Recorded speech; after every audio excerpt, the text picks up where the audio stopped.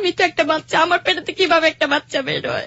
প্রায় 12টা বছর আমার পায়ে ছিকল ছিল। আমি কি মুসলমান না আমি বৌদ্ধ না খ্রিস্টান আমাকে বলেন। আপনি আপনার নামটা একটু বলবেন? আমার নাম চামেলি, আমি পুরান ঢাকা থেকে এসেছি। আচ্ছা, চামেলি পুরান ঢাকা থেকে এসেছে। চামেলি তো হ্যালোইট 920 নিশ্চয়ই শোনেন না? হ্যাঁ অবশ্যই। আচ্ছা, তার মানে আপনি নিশ্চয়ই জানেন যেখানে কিছু বেসিক পরিচয় প্রথমে দিয়ে নিতে হয়। একটা হচ্ছে আপনার বয়সটা যদি বলতেন। সরি ভাই, আমার বয়সটা আমি নিজেও বলতে পারছি না। চামেলি প্রথমেই আমাদেরকে একটা ধাক্কা দিয়েছে। চামেলি জানে না তার বয়স কত। প্রিয় শ্রোতা, this is the first time বলতে পারি যে হ্যালোইট 920 শুরুর আগেই কেমন যেন একটা দোলাচালের মধ্যে আমরা পড়ে গেলাম। কেন জানে না চামেলি তার বয়স, সেটা আমরা পুরোটা অনুষ্ঠান শুনলেই বুঝতে পারবো। আচ্ছা, আপনি বয়স জানেন না, আপনি পুরান ঢাকাতে থাকছেন এখন বর্তমানে, রাইট? হ্যাঁ। ওকে, চামেলি কোথা থেকে শুরু করবেন? ছোটবেলা আমি নিজেও জানি না, আমার আব্বু আম্মুকে তো আমাকে একজনে নিয়ে আসছে, তার নাম ছিল নাজমা। উনি আমাকে নিয়ে এক বাসা আমাকে দিছে। তো বাসা আমাকে রাখার পর বলছে যে মেয়েটা তো ভালোই, তো আমার কাজে মেয়ে নাই, ও আমার কাছেই থাক। এটা কি আপনার সেই ছোটবেলার একেবারে ছোটবেলার স্মৃতি? মানে এটা কি আপনার মনে আছে নাকি আপনি কারো কাছ থেকে শুনেছেন? না, এটা আমার মনে আছে। ওকে। তো আমার হাতে একটা পিঠা ছিল, তেলের পিঠা, যেটা বলেন যে পোয়া পিঠা। পোয়া পিঠা বলে, অনেকে তেল পিঠাও বলে। হ্যাঁ। তো আমার গলা মিদে আবার 5টাই ছিল স্বর্ণের মতো, তাবিজের মতো, যে গ্রামে মেয়েরা পরে, ওটা ছিল। তো ওনারা আবার খুলে নিয়ে নিল। আমার চুল ছিল বড় বড়, তো চুলগুলি কেটে ফেলে দিল। কেটে ফেলে দেওয়ার পর বলতেছে ওর পায়ে ছিকল দে। ওই সময়টাতে শিকল দেওয়ার কথা বলছিল। আপনি তখন কথা বলতে পারেন? হ্যাঁ, কথা বলতে পারি। তখন আমি এতটুকু ছিলাম। আপনার ওই সময়টায় মা বাবা কোনো কিছু মানে না? আমি নিজেও জানি না আমার মাকে বাবাকে, শুধু একবার শুধু জানতে চাই যে মা তুমি যেখানেই থাকো আমাকে একটু আদর করে বুকে টেনে নাও, বাস এতটুকু আমার রিকোয়েস্ট। তো যে বাসা আমি বড় হয়েছি, ওনারা আমাকে পায়ে ছিকল দিয়ে ভাইয়া অনেক অত্যাচার করছে, মায়ের দৌড় করছে, এবং গরম পানি ঢালা হয়েছে। পাকের ঘরে আমাকে ঠিক মতো খাওয়া দাওয়া দেয়নি। বড় একটা মাছ রান্না করলে মাছও আমাকে দেয়নি কা। মাছের মাথা দিছে, মুরগি রান্না করে মুরগির খাঁচা দিছে। কোনদিন আবার জুঠা ভাতও খেতে হয়েছে, 3 দিনকার পচা ভাত ধুয়ে ধুয়ে খেতে হয়েছে আমার। জাস্ট আমি শুধু আমরা শুরু করেছি মাত্র, আমরা জানি না যে শেষ পর্যন্ত আমরা কোথায় গিয়ে থামবো। প্রায় 12টা বছর আমার পায়ে ছিকল ছিল। 12 বছর আপনার পায়ে শিকল ছিল। আপনি পুরান ঢাকার কোন বাড়িতে বড় হয়েছেন আমাদেরকে একটু বলবেন? ভাই আমি ও বাড়ির নাম বলতে পারবো না। এটা কি পুরান ঢাকাতেই ছিল? এবং যাকে আমি বাবা ডাকতাম যখন আমি সাবালক হইনি, সে বাবা আমার সাথে কি বলবো, আজকাল বলে শুনছি যে মেয়েদের পারলে বলে মেয়েদের আপন মেয়ের মতো দেখে, কিন্তু তারা আমাকে আপন মেয়ের মতো দেখেনি। সে বাবা আমার সাথে এটা করছে। সে নাকি বড় ভাই শুদ্ধ আমার সাথে এটা করছে। এটা মানে আপনি শারীরিক সম্পর্কের কথা বলছেন? আমাকে মুখ বেঁধে হাত বেঁধে, তখন আমার পায়ে ছিকল, আমি বুঝিনি কিছু, আমাকে পেন পড়তে দেয়নি কা, আমাকে স্কার্ট পরা রাখতো। পরিবারের অন্যান্য মেম্বাররা ছিল না? ওনার স্ত্রী? আমি ওনাকে বলছি যে মা আব্বু আমার সাথে এটা করছে, কয় কি বড় হইলে ভালো জায়গা বিয়ে দিব না, এসব কথা যে মানুষ না জানে। কিন্তু আমি মহল্লা মানুষ সবাইকে বলছি, কারণ আমি মিথ্যা তো বলতে পারি না কারোর কাছে, আর সত্যটা আমার পেটে থাকে না। তো আমি সবার কাছে বলছি, বলার পর বলছে বোন আমরা কি করব বল, আমরা তো ওদের বিরুদ্ধে যেতে পারি না। তো আমার যে একটা চাচি ছিল, চাচির কাছে বলছি, চাচি বলছে এসব কথা কারোর কাছে বলিস না, মানুষে খারাপ কইব, মনের ভিতরে রাখা দিয়ে, ঠিক আছে বড় হইলে এটা মনে কর প্রকাশ করিস। তো যখন আমি সাবালক হয়েছি, আমাকে একটা গরম ট্যাবলেট খাওয়ানো হয়েছে, মানে যে মাসে মাসে যেটা হয় সেটা হয়নি।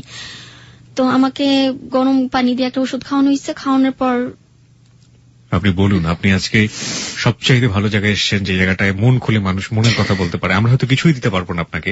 আপনি যদি কাঁদতে চান আপনি মন খুলে কাঁদুন, আপনি যদি বলতে চান মন খুলে বলুন। আমি কখনো বাচ্চা কি জিনিস আমি বাচ্চা বুঝিনি। আমি তখন বড় হইনি যে আমার পেটে যে একটা বাচ্চা আসবে। আমার তখন বিয়ে হয়নি, আমার বাচ্চা আসবে কোথা থেকে। আমি কারোর সাথে কিছু করিনি, শুধু ওনারাই করছে।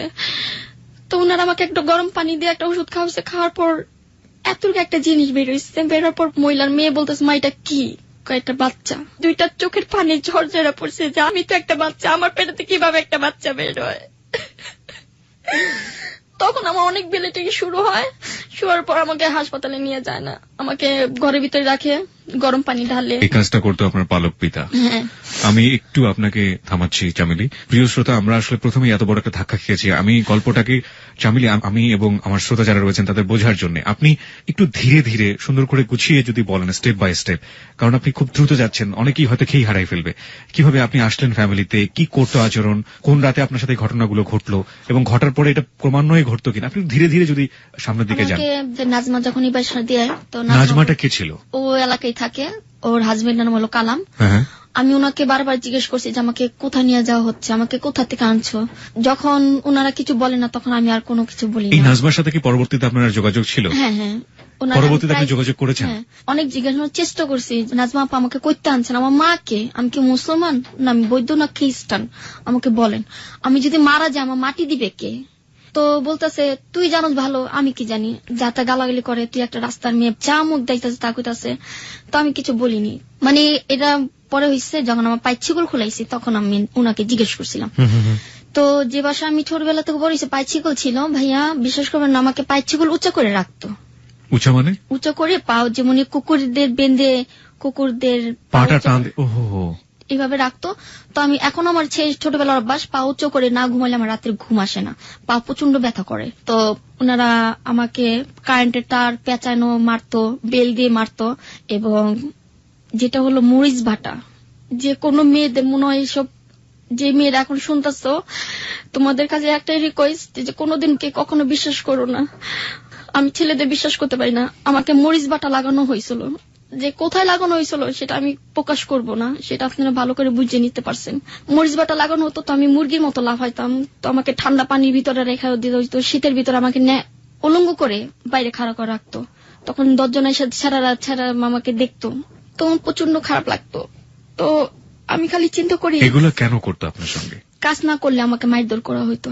আর ভাইয়া আমার পায়ে প্রচন্ড ঘা হয়ে গেছিল, পাও রাতে অনেক চুলকাতো। তো আমি বলছি মা আমার পাও দুইটা কাইটা ফালাই দেন, আমার আর ভাল লাগে না যন্ত্রণা। এই পার গাও নিয়ে আবার পানি চাপ দিতাম, বালতি বইরা বইরা কাপড় আমাকে ধুইতে হইতো, ঘর পুছতে হইতো। ওই লোকের নাম কি ছিল বলবেন? আমি নামটা বলতে পারবো না ভাইয়া। ওকে, আপনি যদি না বলতে চান আমরা নামটা আপনার কাছ থেকে জোর করে বেরো করবো না। আচ্ছা। ঠিক আছে। একটা জিনিস কি ভাইয়া, ওর ঘরে 2টা মেয়ে, উনি লজ্জার ব্যাপার, তবু বলি যে আর 10টা মেয়ে শুনুক, ওনারা যখন হতো আমাকে দিতে হইতো। আপনি কি বুঝতে পারতেছেন? মানে আমি যতটুকু বুঝেছি যে ওই পরিবারে আরো 2টো মেয়ে ছিল, হ্যাঁ। এবং তাদের যে মান্থলি প্রবলেমটা হতো সেই প্রবলেমের কাপড় চোপড় গুলো আপনাকে ধুতে হতো। আমি ধুইতে। ওনারা যে ভাত খেয়ে রাখতো ওই জুঠা ভাত আমাকে খেতে হতো, না খেলে মারতো। জুঠা ভাতের ভিতরে তেলে পোকা এগিয়ে রাখতো, ইঁদুর এগিয়ে রাখতো, ওগুলো আমাকে খেতে হতো। তো রাত হতো, রাত্রের ভিতরে বলতো কি, তখন তো ছোটবেলায় সবাই বিছনা রুমরা করে। জি। ছোটবেলা আমি বিছানা আমাকে কি করতে, চাপকল আছে না, চাপকলের এখানে ছালা বিছায়া, কাঠের উপরে বিছায়া ওখানে আমাকে শোয়া করে রাখতো। এইভাবে শুয়ে থাকতাম। না একটা বালিশ ছিল, না একটা খাতা ছিল, না একটা চাদর ছিল। তো ফাইসলামে তখন আমি যখন 7 বছর হলাম তখন আমাকে মারধর করতো কি, আমাকে মানে শরীরের মধ্যে টাচ করে মারতো। যাচ্ছে না কোন কোন মেয়ের থাপ্পড় মারে, চুলো ধীরা মারে, এরকম না, আমাকে গায়ে টিপা টিপা মারতো, মাথা মধ্যে হিট মারতো, ঠিক আছে, কল দিয়ে বাড়ি মারতো। এই মারটা কি মারতো? মারতো যাকে আমি মা ডাকতাম। আচ্ছা। তার ঘরে সবাই আমাকে মারতো, কিছু বলতাম না। কেউ কুক সামনে ঘুষা মারতো, কেউ মাথা মিদে লাথি মারতো, কেউ মাথা মিদে ঘুষা মারতো, অনেক মারধর করতো। মানে ওনার 2টো মেয়ে ছিল? হ্যাঁ, 2টা কোন মেয়ে। ছেলে ছিল? হ্যাঁ, 5টা ছেলে ওনার। 5টা ছেলে 2টো মেয়ে, 7 জন। এই 7 জনের সবাই আপনার সাথে এরকম আচরণ করতো? ওকে, তারপর? তো ওনার 2টা ছেলে আছে, নাম হলো জুয়েল মুনির, ওদের আমি আবার কোলে পিঠে করে মানুষ করছি। আপনার চেয়ে ছোট ছিল? হ্যাঁ, ওরা আমাকে আবার খুব আদর করে, আমাকে বড় বোন বলে জানে। এখনো দেখলে সালাম দিবে আমাকে, আমাকে দেখলে সিগারেটটা পর্যন্ত এখন খায় না। ওদের পালছি, পালার পর ওই মেয়ের একটা বিয়ে হলো। বিয়ে হওয়ার পর যে দেখেন ভাইয়া পাপেরও ছাড়ে না, মেয়ের একে 7টা বিয়ে হয়েছে। কোন মেয়ের? বড় মেয়ের। ওনার যে ছোট মেয়ে যেটা কলেজে পড়াশোনা করতো, এখন সরকারি চাকরি করে, ও বিয়ের আগে একটা প্রেগনেন্ট ছিল, কার বাচ্চা ও নিজেও জানতো না, ওইটাও নষ্ট করলো। তা দেখেন ভাইয়া পাপেরও ছাড়ে না। আমার ক্ষতি কে করবে, আল্লাহর ক্ষতি করে দিচ্ছে। তো ওখান থেকে একটা ছেলের সাথে আমার ইলেকশন হয়। আমি যতদূর বুঝি যে আপনি যে পরিবারে আসলেন, কোন একজন মহিলা আপনাকে পরিবারে দিল, তার নাম ছিল নাজমা, যার কাছ থেকে আপনি উদ্ধার করতে পারেননি এখন পর্যন্ত, যে আপনার কোথা থেকে নিয়ে এসছে। 1 2 নম্বর হচ্ছে এই পরিবারে আপনি কত বছর ছিলেন? প্রায় 12 বছরের মতো। 12 বছর। আপনি এখানে আসার পরে 12 বছর ছিলেন, এখানে আপনি সাবালিকা হয়েছেন, এখানে আপনাকে অমানবিক কিছু কাজকর্ম করাতো এবং আপনার উপরে প্রচন্ড শারীরিক নির্যাতন করত ওই বাড়ির গৃহকর্ত্রী, এবং ওই বাড়িতে আপনার যে পালক পিতা ছিল তিনি আপনার সাথে অবৈধ শারীরিক সম্পর্ক করতেন জোর করে। একটা সময় পরে আপনি কনসিভ করেন, বাচ্চা চলে আসে পেটে, এবং সেটা আপনাকে, তখন কি আপনি সাবালিকা ছিলেন না নাবালিকা ছিলেন? এখন আমার বয়স কত সেটা আমি জানি না, তখন আমার বয়স ছিল 11 বছর। তার মানে আপনি তখন নাবালিকা ছিলেন। সেই সময়টাতে আপনি কনসিভ করে ফেললেন, বলা যেতে পারে আপনাকে জোর করে হোক, যেভাবেই হোক আপনাকে অ্যাবর্শন করানো হলো। এই হচ্ছে গল্পের সামারি। তারপরে আমি আসতে চাই, আপনি একটু সিরিয়ালি বলবেন প্লিজ, একের পর এক, স্টেপ বাই স্টেপ। হ্যাঁ। তারপরে ওখান থেকে এক ছেলের সাথে সম্পর্ক হলো, ছেলের নাম হলো মাসুদ। ও আবার রাস্তা দ্বারা মুড়ি খাচ্ছে। মাসুদের সাথে কিভাবে হলো? রাস্তা খারে মুড়ি খাচ্ছে। আচ্ছা, okay. তো ভাই আমার এমন একটা শিকল পায়ে ছিল, 5 তলা পর্যন্ত চলে যেতাম। শিকল দিয়ে আপনি 5 তলা পর্যন্ত যেতে পারতেন? দোকানেও যেতে পারতাম, দোকান থেকে সদে আনতাম, পানি আনতাম। শিকল পড়া অবস্থায়? হ্যাঁ। লোকজন কিচ্ছু বলতো না? কিচ্ছু বলতো না, ওনাদের ভয় পাইতো। ওনার 4টা ছেলে সন্ত্রাসী, একটা ছেলে সাংবাদিক। সাংবাদিক? কোন পত্রিকার সাংবাদিক? পত্রিকার, মানে কোন একটা দৈনিক পত্রিকার সাংবাদিক? উনি নামের সাংবাদিক, কামের সাংবাদিক না, মানে বুংবাং টাইপের সাংবাদিক। ওকে।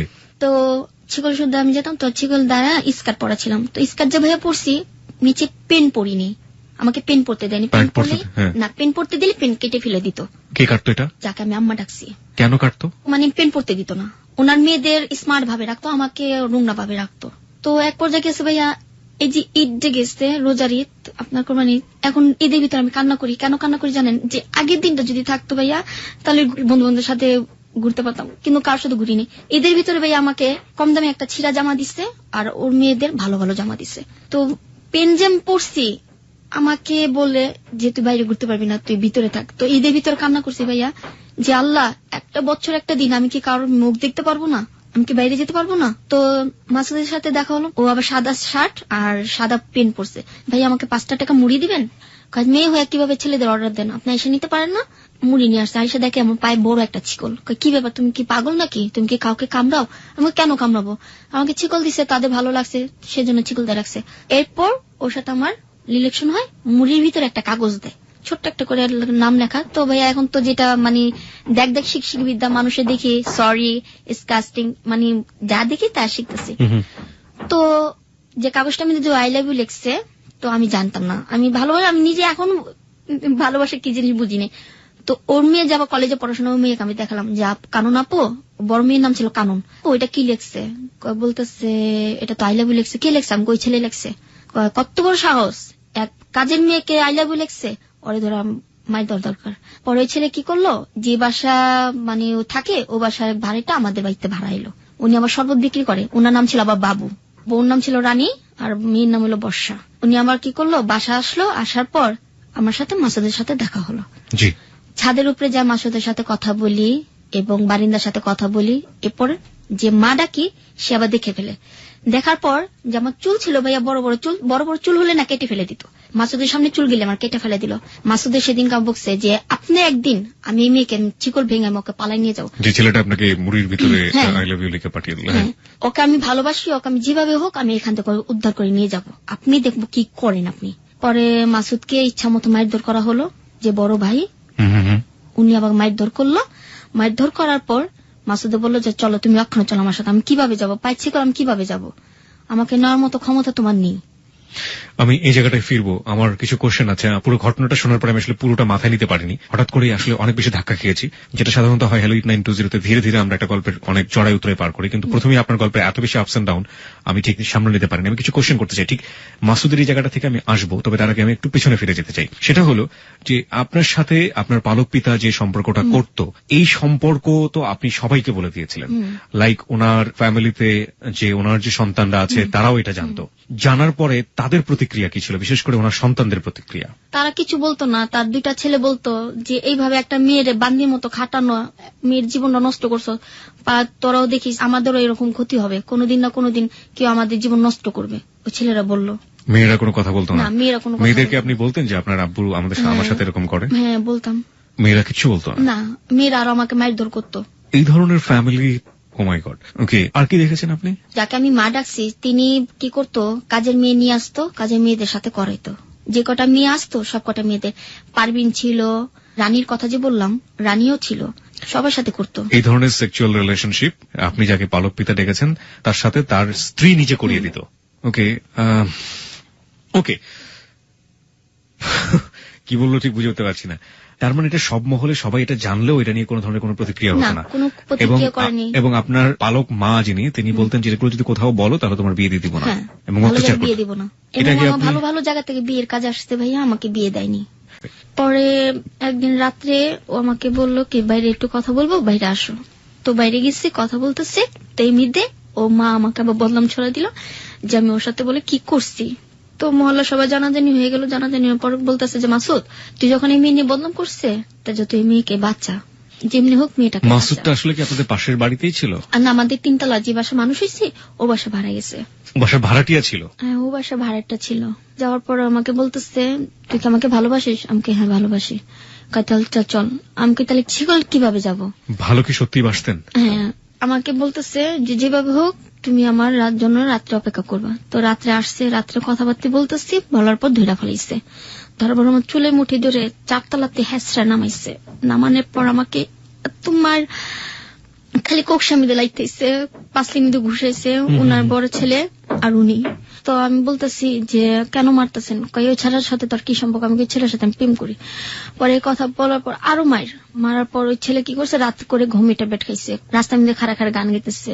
তো আমি চামিলি নিয়ে ভেগে যাবো, তো ওই ছেলেরে পুলিশ দা ধরে দিছে। ধরা দেওয়ার পর পুলিশে অনেক মারধর করছে। তো মারধর করার পর আমি একদিন সুযোগ পেলাম, টেবিলের ভিতর ডয়ের ভিতর অনেকগুলি টাকা, সব 500 টাকার নোট। তো আমি তো টাকা চিনিও না ঠিক মতো।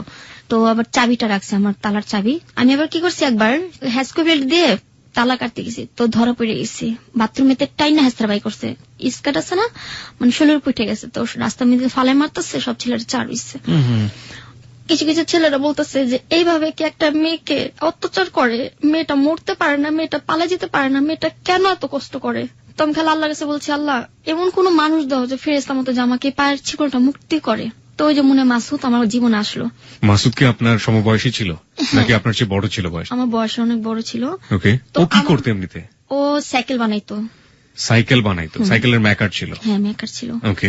তো প্রচন্ড টাকা ইনকাম করতো। তো ওর টাকার প্রতি আমার কোনো লোভ ছিল না। আমার এমনিতে আমার টাকার কোনো লোভ নেই। ও বলতেছে তোর জন্য আমি মাই খাইছি, তোর জন্য আমার এত বড় সম্মান গেছে, আমি তোকে যে ভাবে পালাই নিয়ে যাব। তো রাস্তার মধ্যে মারতেছে। মারার পর ঢয়ের ভিতরে ছিল, তো কাপড় ধুইতাছে আর চিন্তা করতেছি এই সুযোগ কিভাবে পালানো যায়। তো ডর খুলছি, ডয়ের ভিতরে আমাকে মা বাথরুমে যাম, কই যা। পরে বাথরুমে যা ভাইয়া, বড় তালাটা খুলছি, তারপর ছোট তালাটা খুলছি। খোলার পর ভাইয়া বিশ্বাস করবে না, আমার লাইফে মনে হয় এরকম দৌড় দিনি। শিকলটা খুলে এমন একটা দৌড় দিচ্ছি ভাইয়া, বিশ্বাস করবেন না, যে দৌড়ে মনে করেন কুকুর ওইভাবে দৌড়তে পারেনি যেভাবে আমি দৌড় দিচ্ছি। তো দৌড় দেওয়ার পর একটা আম গাছ ছিল, আম গাছের সাথে একটা বাড়ি ছিল, টিনের ঘর। ও ঘরের ভিতরে যা পালাইছে। পালানোর পর ওই ঘরের ভিতরে ছিল আবার একটা ছিঁড়া বোরখা পরার পর রাত বাজে তখন 10টা। তো মুখে ই করে বাইরে গেছে। বাইরে যাওয়ার পর ওই যে নানুর বাসায় গেছি, যে নানু আমাকে আদর করে, ওনার মেয়ে, ওনার মা, নানু আমি পালাইসা পড়ছি, আমার ওর বাসা দিও না, দিলে আমি মরে যাবো, নাহলে আমি আত্মহত্যা করবো। ওনার মা মানে কার মা? এটা মানে যিনি আপনাকে মারেন তার মা? হ্যাঁ, তার মা। আপনি তো মানে কোথা থেকে পালিয়ে কোথায় গেলেন? আচ্ছা ঠিক আছে, তারপর? মানে ও বাসা থেকে পালিয়ে ওর গলির ভিতরে একটা আম গাছ ছিল। আচ্ছা, আম গাছের ওখানে গেলেন, কিন্তু ওইখানে গিয়ে একটা বাসার মধ্যে ঢুকলেন, ঢুকে আপনি বোরকাটা ছেঁড়া বোরকা পরলেন, পরে আবার ওই যিনি আপনাকে মারেন গৃহকর্ত্রী তারই মার কাছে আপনি গেলেন? হ্যাঁ, ওটার ছিল আবার বাগাবাড়িতে, ওর বাড়ি বাগাবাড়ি আছে না, সবাই বলে যে শহীদ। উনি তো আপনাকে তার বাসাতে আবার ফিরিয়ে দেবে? না না না, ওইখান থেকে আমি আবার কি করছি যে দেখতেছি ওনার আবার ফোন দিয়ে বলতেছে যে চামলি তো আমাদের বাসায় এসছে, তুই কি কস? কমা ওরে রাখো, আমি আইতাছি অক্ষণে। ওটা যখন শুনছি ভাইয়া বিশ্বাস করবেন না, বোরখা মোরখা খুলে উন্না কাছা মেরে আবার ওই ভাকান্তে পালাই গেছি, যে আমি এখন মুক্ত পাখি। যে পাখি ছুটলে যে পাখির কোনো হুদিস পাওয়া যায় না, পাখি এখন কোথায় যে বাসা বাঁধবে। তো ওই ছেড়া আবার শরবত বানায়, শরবত বেচতেছে। তো আমি এক পিচ্ছির বাড়ি পিচ্ছি, ও যে কালো ছেলেটা আছে, ওই ছেলের বলো যে চামলি আসছে। তো ও আমার খবর শুনি না, দৌড় পেরে গেছে। দৌড় পেরে যে আমাকে ধরছে, কিসে তুমি পালাইছো কে? আমি কি যেভাবে হোক আমাকে নিয়ে চলো, তুমি কোথায় নিয়ে যাবা? হ্যাঁ, কোথায় নিয়ে যাবা আমি জানি না। তো কি করলো, আমাকে নিয়ে মসজিদে নিয়ে গেল। তো মসজিদে তো মহরমের চান, বিয়ে পড়াবে না। আমাদের যে বিয়ে হয়েছে কোনো ডকুমেন্ট নেই, কোনো কাগজ নেই, আমাদের যে বিয়ে হয়েছে। যে মামা, এই যে যার বাসায় আমি বড় হয়েছি, তার ভাই বাচ্চু নাম, ও মামাটা অনেক ভালো, আমাকে অনেক আদর করে, আমার মেয়ের মতো দেখে। ওই মামার কাছে গেছি, মামা মোল্লাইন না বাসায় না বিয়ে করাইছে, যেটা আগে আমল হয়েছে। আমি কিন্তু ভাইয়া 88 বন্যা দেখেছিলাম। 88 বন্যা আপনি দেখেছেন? হ্যাঁ, তাহলে আমার বয়স কত হবে এখন? 88 বন্যা আপনি কত বছর বয়সে দেখেছেন সেটা তো আমি জানি না। তখন আমার পায়ে ছিকল ছিল। এই প্রশ্নগুলোর উত্তর কি প্রিয় শ্রোতা আপনার কাছে আছে? যদি থাকে তাহলে আপনারা লিখে পাঠিয়ে দিতে পারেন আমাদের ফেসবুকে। আমার কাছে 88 বন্যা দেখেছি। তো আমার প্রিয় শ্রোতার কাছে একটা অনুরোধ, 88 বন্যার ভিতরে একটা মেয়ে যখন দেখতে পারে, তার মেয়ের কতটুকু বয়স হতে পারে? 88 বন্যা তো 5 বছরের মেয়েও দেখতে পারে, 7 বছরের মেয়েও দেখতে পারে। চলুন আমরা পুরো গল্পটা শুনি, তারপরে আমরা বয়স বের করার চেষ্টা করি। আমার মামা বিয়ে দিল, বিয়ে দেওয়ার পর বলতেছে তোর এখন একটা ঘর ভাড়া নিয়ে ওখানে থাক। ওই ছেলে সাইকেলের মেকার ছিল এবং আবার রাতে শরবত বিক্রি করতো। হ্যাঁ, শরবত বিক্রি করতো, বিক্রি করাচ্ছে, আর সেটা আমার জন্য। আপনার জন্য কেন? শুধু আমাকে দেখার জন্য শরবতটা বিক্রি করা হতো ওখানে বিক্রি করতো আপনাদের বাসার লগেই। বাসার সাথে আমি ছাদের উপরে কাপড় শুকা দিতে যেতাম, ও আমাকে দেখতো। এই জন্য এখানে শরবতটা বিক্রি হ্যাঁ, করতো। তো করার পর আমাকে আলামগঞ্জ গলিতে নিয়ে ভাড়া নেয়। তো ও বাসা ছিল আবার ছেলের মামা, জোর সম্পর্কে মামা নাকি মামা যেন। তো আমার চুল দেখলো অনেক বড়, তো মেয়ে বলে যে বউ তো ভালোই সুন্দর, করতে পাইলি এত সুন্দর বউ। তো অনেক কথা বললো, বলার পর ওর সাথে 3 মাস যাবত সংসার হয়। 3 মাস। এই 3 মাসের মধ্যে আপনি যাদের বাড়ি থেকে পালিয়েছেন ওরা আপনার সাথে না যোগাযোগ না, করেনি? কোনো খোঁজ নেয়নি। বলছে কি জানেন, শয়তান দূর হইছে, আপদ বিধি হইছে, সেটার জন্য আমার কোনো আফসোস নেই। টাকা বেঁচে গেছে, ওকে বিয়ে দিলে টাকা লাগতো। আচ্ছা, ঠিক আছে, সেটা আমার নানির কাছে আমি শুনছি, যে নানি আমাকে আদর করে, ওই নানির কাছে শুনছি। ওই নানি ওদের বিরুদ্ধে। তো একদিন মানে নানি আলম সাহেবের নাম কখনো শুনেনি মনে হয়, আমি বলি ওনাকে আল্লাহ বেহেশতে নসিব করুক। শুনতাছি বড় এখন উনি বলে আমাকে পাইছে, উনি পায়া ওই রেনুর মার কাছে দিচ্ছে, যে আমার নানির নাম হলো রেনু বেগম, ওনার কাছে দিচ্ছে। ওনার নাম ছিল আলম সাহেব, এখন বর্তমানে উনি মারা গেছে। ওনার কোন আলম এটা? শিল্পপতি আলম সাহেব। ওই আলমের 1 নম্বর পচা সাবান? হ্যাঁ হ্যাঁ হ্যাঁ হ্যাঁ ওই আলমের কথা বলছেন আপনি? হ্যাঁ হ্যাঁ হ্যাঁ। ওকে, তারপর? ওনার বাড়ি হলো আমাদের ওই এলাকায় আলমগঞ্জ গলিতে। আচ্ছা, তো ওনাদের পিছনে মাঠ আসছে, তো মাঠের মধ্যে অনেক শাক। তো আমি কই শাকটি তুলে নিয়ে আসি। তো শাক তুলতে গেছি, দেখি নানি। তো ভাইয়া বিশ্বাস করেন, আমাকে নানি দেখে আমি ভয়ে টয়লেটে যা পলাইছি, যে আমাকে দেখলে তো আবার ধরে নিয়ে যাবে। নানি আমার বাই করে ফেলাইছে, কয় তুই এদিকে আয়, কোন বাড়িতে গল নিস? আমি কয় আহো। পরে এবার যে বাসা আমি গনিসু বাসা বাড়ি লিখে বললো যে দেখো আমার নাতিনটা আদরের, ওর মা নেই বাবা নাই, তুমি ওরে দেখা রেখো, আরে কোনোদিন কষ্ট দিও না। ও যে কষ্ট যেটা শুইছে ছোটবেলা থেকে, এখন যে কষ্টটা তোমার কাছে করবে সেটাও সইতে পারবে না। তুমি ওর স্বামী, তুমি ওর সব, তুমি ওর কষ্ট দিও না ভাই, ঠিক আছে? আজকা পড়তে ওর যা লাগে দায়িত্ব আমি দেব। আমার ঘরের হাড়ি পাতিল যা লাগে সম্পূর্ণ আমার নানি দিচ্ছে। কিনা দেওয়ার পর ছেলে অন্যরকম হয়ে গেল। উনি কি আলমের মা ছিলেন? না। তাহলে নানি হলেন কিভাবে? ওটা ওই যে বাসা আমি বড় হইছি, ওনার মা। যে বাসা থেকে পালিয়ে আপনি ওনার বাসায় গিয়েছিলেন, পরবর্তীতে যোগাযোগ করে আপনাকে দিয়ে দেওয়ার কথা বলছিল ওই ভদ্র মহিলা। আর আলমের সাথে ওনাদের কি সম্পর্ক? হ্যাঁ, ওনাদের সম্পর্ক হলো, আলম হলো ওনার কি জানি লাগে, মানে আত্মীয়ের মধ্যে কিছু একটা হবে। এই আলম সাহেবই আপনাকে কুড়িয়ে পেয়েছিলেন কোথা থেকে? পেয়েছিল, ওনার হাতে দিয়েছিল, উনি আবার ওনার মেয়ের কাছে দিয়ে দিয়েছে। এই হচ্ছে মোটামুটি কাহিনী, মূল কাহিনী। আচ্ছা, কিন্তু ভাইয়া আমি জানি না কি আমাকে পাইছে, কিন্তু আমার এতটুকু খেয়াল আছে যে নাজমা আমাকে নিয়ে আসছে। এটা খেয়াল আছে যে নাজমা আপনাকে ওই বাড়িতে নিয়ে এসেছে? হ্যাঁ, ওই বাড়িতে আমাকে নাজমা নিয়ে আসছে, এবং আমার হাতে একটা পিঠা ছিল। আমার এতটুকু খেয়াল আছে, তখন আমি হাফ প্যান্ট পরি। এছাড়া আপনার কোনো মেমোরি নেই? কোনো আর খেয়াল নেই। ওকে, ঠিক আছে। হ্যাঁ, তো আপনার জামাইয়ের কাছে ওই ভদ্র মহিলা বলছিল এই কথাগুলো, তারপর?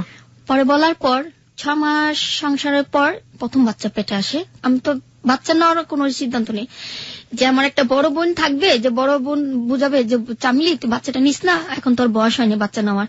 বাচ্চাটা নেওয়ার পর পোলাপাইনের বুদ্ধি ভাইয়া, আমি নদীতে যেতাম, মাছ ধরতাম, সাপ ধরতাম, ব্যাঙ ধরতাম। সাপও ধরতেন? হ্যাঁ, পাখি ধরতাম। সাপ কেন ধরতেন? সাপ ধরতাম পোলাপাইনদের ডর দেখানোর জন্য। বড় বড় সাপ ধরতাম।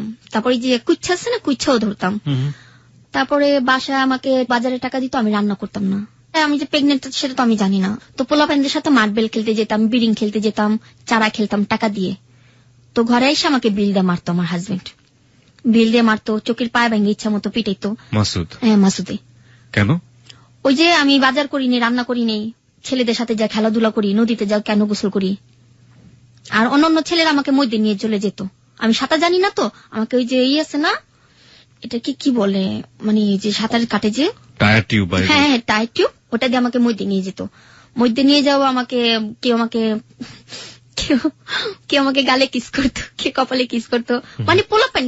তখন তো বুঝি করতে পারিনি যে আমি একটা মুক্ত পাখি, খাঁচা থেকে বন্দি পাখি থেকে ছাড়া পেয়েছি, এখন আমি আকাশে উঠতে চাচ্ছি, সেরকম ব্যাপার। তো হাজবেন্ড এগুলো সহ্য করতো না, না করাটাই স্বাভাবিক। যে তুই এখন আমার বউ, তুই কেন বাইরে পরপুরুষের সাথে কেন গোসল করবি, হ্যান তেন মায়ের মাই দূর কত। পরে বাড়িওয়ালা বলতো যে দেখ ও একটা বাচ্চা পেটে, ওকে ওর বাচ্চা পেটে। আমাদের হাজবেন্ড জানতো না যে আমার যে বাচ্চা পেটে। পরে ভাইয়া একদিন রাত্রে রাগ করে চলে গেছি। রাগ করে চলে যাওয়ার পর নদী পাড়ে বসে বসে কান্তাছি। তো আমার এক ছোটবেলার বান্ধবী নাম হলো জাসমিন, ওর সাথে এখনো দেখা হয়নি। ও আমাকে নিয়ে নদীর ওপার চলে গেল, চল ঘুরে আসি। কোন নদী এটা? এটা আপনার বুড়িগঙ্গা নদী আমাদের। নৌকা দিয়ে চলে গেল। তো কিছু ছেলেরা ওকে আবার চিনে, কিরে জাসমিন কেটা, নিয়ে আসছি তোদের জন্য। কেন নিয়ে গেছে, কিসের জন্য নিয়ে গেছে আমি জানি না। মানে একটা জিনিস বুঝলাম যে আপনার হাজবেন্ডের সাথে আপনার সম্পর্ক ভালো যাচ্ছে না এবং সেটা আপনি আপনার বান্ধবীর কাছে হয়তো বলেছেন বা বান্ধবী চাচ্ছে আপনাকে এই পরিবেশ থেকে মুক্ত করার জন্য এবং সে নদী পার করে আপনাকে কোন এক জায়গায় নিয়ে যাচ্ছে, বলছে যে খুব সুন্দর জায়গা, ওখানে গেলে তোর মনটা ভালো লাগবে। তো আমাকে নিয়ে গেল, নিয়ে যাওয়ার পর দেখে অনেক ছেলেরা আসছে। একটা ছেলের নাম ছিল গাফফার, আর একটা নাম ছিল আপনার আলমগীর, কাল্লু। ওদের 3টা নামই জানি, আর বেশিটুকু নাম জানি না। তো ওরা আমাকে নিয়ে যাওয়ার পর আমাকে বললাম, ভাই আমি বাসা চলে যাবো, ভাল লাগতেছে না। থাকো না, একটু থাকো, ভাল লাগতেছে, তুমি অনেক সুন্দর মেয়ে, তুমি কোথায় যাবা? তখন বিকেল 5টা বাজে। 5টা বাজার পর আমাকে ভাইয়া বন্দে নিয়ে গেল। বন্দে একটা চর আছে, চরে কাশফুলের সামনে আমাকে নিয়ে গেল। তো ওখানকার ছেলেরা আমাকে দেখার পর বলতেছে, কি খাবা? আমি কইলাম কিছু খাবো না। কয় কিছু একটা তো নাও। আমি কই নাম খাবো না। কয় একটু ঠান্ডা খাও। নিয়ে আসছে। আসার পর আমাকে একজনে পিছন দিয়ে ধরলো। আপনি জেসমিনকে জিজ্ঞেস করছেন না যে ও চলে গেছে? বলেন কি? তাহলে তো তখনই আপনার বুঝে যাওয়া উচিত যে কিছু একটা হতে যাচ্ছে। জানি না ভাইয়া, আমি ভাবছিলাম যে ও কোথাও। আমাকে বলছে যে জেসমিন আনতে গেছে, তোর জন্য ঠান্ডা আনতে গেছে। এখান থেকে ওরা তো ঠান্ডা নিয়ে আসছে আমার জন্য। তো কেউ আমাকে পিছন দিয়ে ঘাড়ে ধরছে। ঘাড়ে ধরলে ভাইয়া আর কিছু করা যায় না। ঘাড়ে ধরার পর চুলে ধরছে, কেউ আমার হাত ধরছে, কেউ পা ধরছে, হাত বাইন্দা মুখের ভিতর তুলা দিয়ে তারপরে মনে করেন এই 16 জনে মিলে আমাকে এই অবস্থা, আমি নিজেও কন্ট্রোল করতে পারিনি যে আমার লাইফটা এরকম যাবে। আমার 1 মাসে প্রেগন্যান্ট, আমার বেবিটা নষ্ট হয়ে গেল। আমি নিজেও জানি না যে আমার বেবিটা থাকবে কিনা। তো ওরা 16 জন করার পর আমাকে সারা রাত কেউ বলেনি যে আমি বাঁচবো। তো ওরা আমাকে নদীর ঘাটে না, কালু ছিল, কালু একটু ভালো ছিল, কালু আমাকে কিছু করেনি। তো আমাকে কোলে করে নিয়ে এই পারে ফালাই দিয়ে গেছে। এবারে ফালাই দেওয়ার পর নানিকে খবর দিচ্ছে। নানি আবার মাজারে খাদিম, উনি আমার মামা মাজারের খাদিম। ওনাকে বলতেছে যে আপনার নাতিন রেখে জানি কি করছে, আপনার নাতিন অবস্থা সিরিয়াস, আপনার নাতিন মনে বাঁচবে না। 16টা ছেলে ছিল ওখানে? হ্যাঁ। ওকে, তারপর?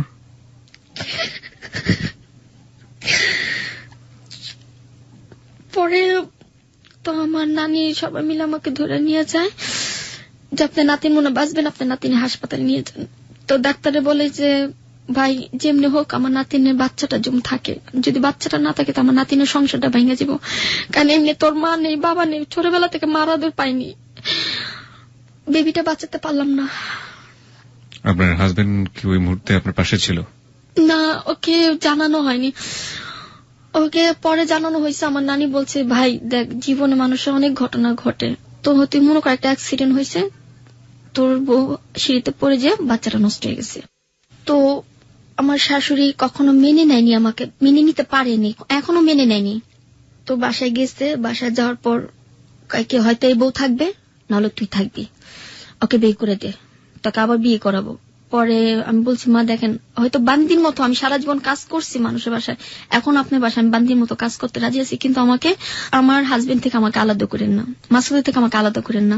1 কথা 2 কথা পর উনি আমাকে চুল ধরে মারধর করে, রাস্তার মেয়ে অনেক ভেবে গালাগালি করে। তো আমি কিছু বলিনি।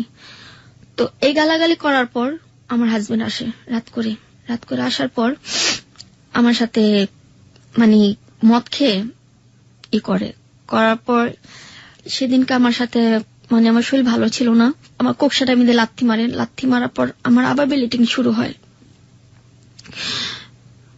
আমি বলছি, দেখো আমি ছোটবেলা থেকে অনেক মাইর খাইছি, এখনো যদি তোমার হাতে আমি মাইর খাই তা আমি সুখ পাবো কোথায় সেটা বলো।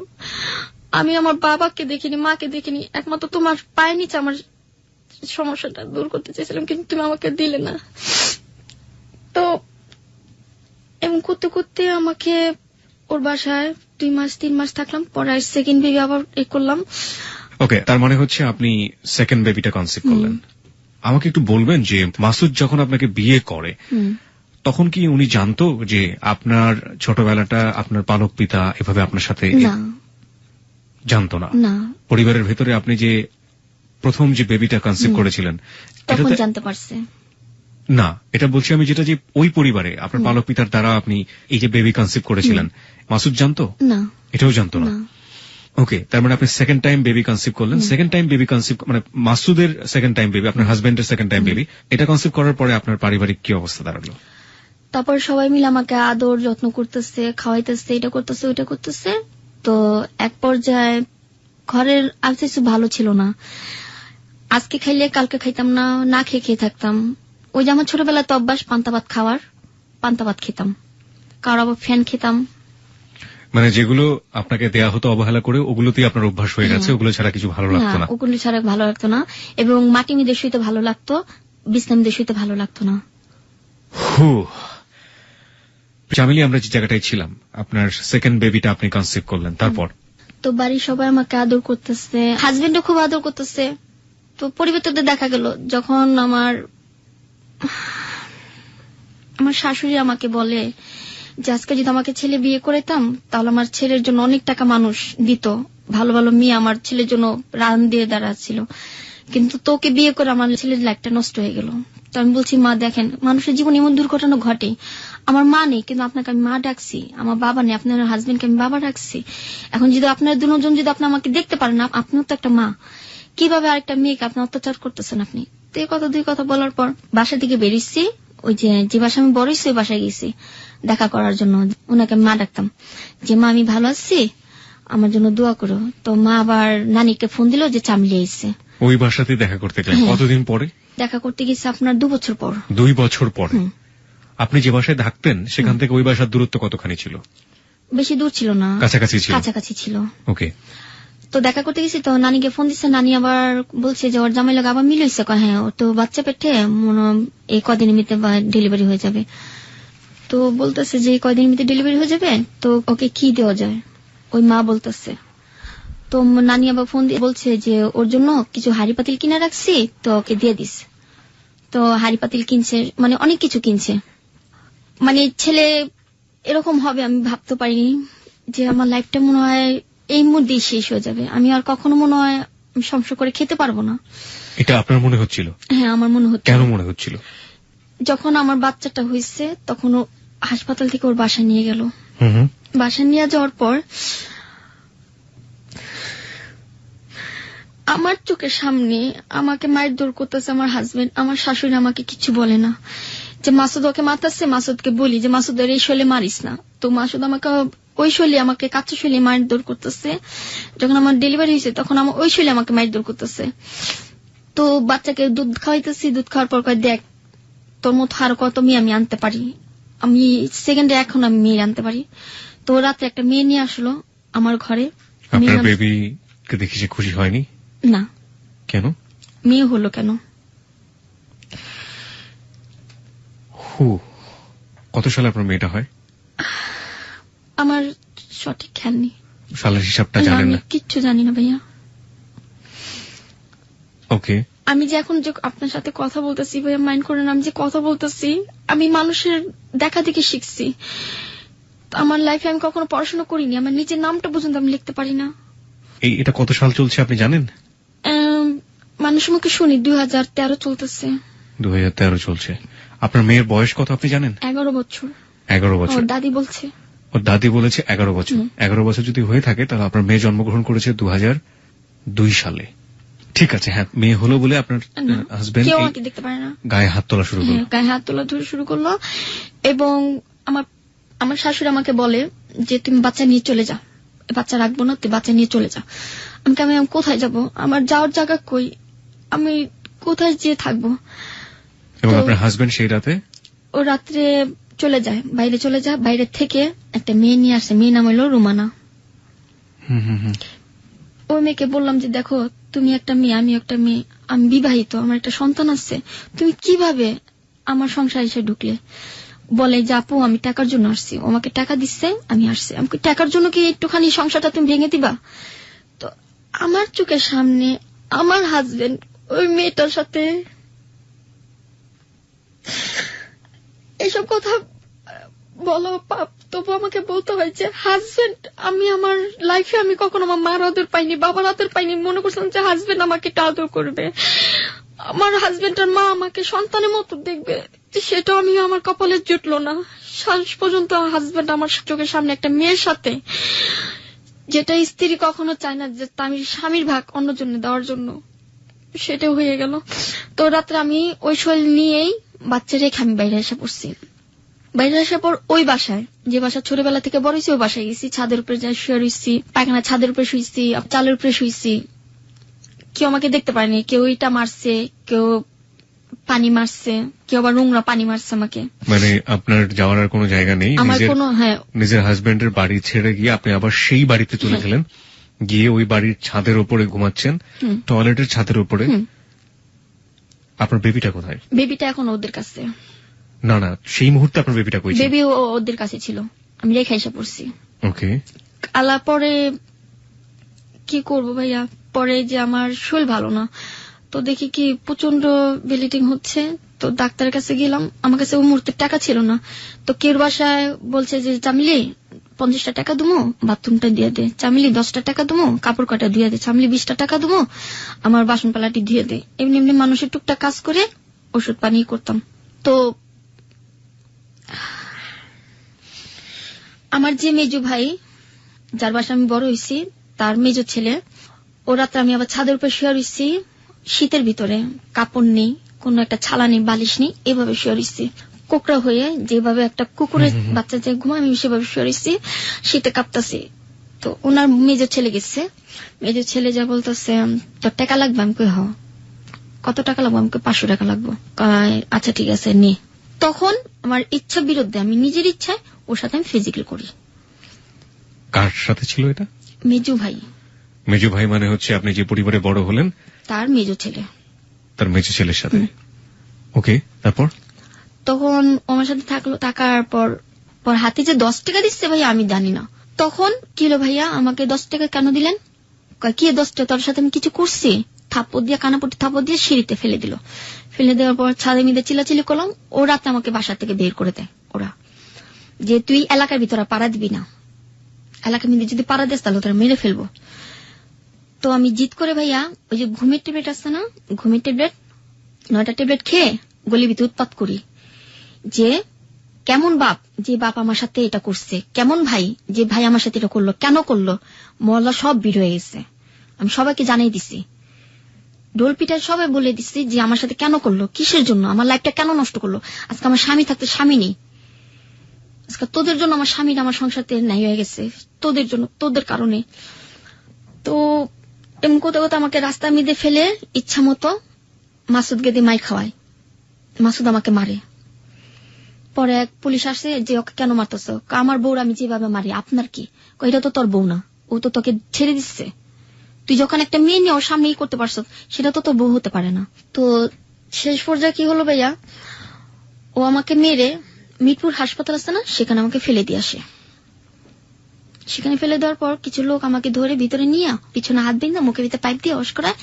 আমার লাইফে প্রথম কেউ আমাকে অস করায়, আমার খুব খারাপ লাগছে, মনে এবং মনে বাঁচবো না, মরে যাব, যেসব মানে আমার পাইপ ঢুকাইছে, চোখ উল্টা গেছে।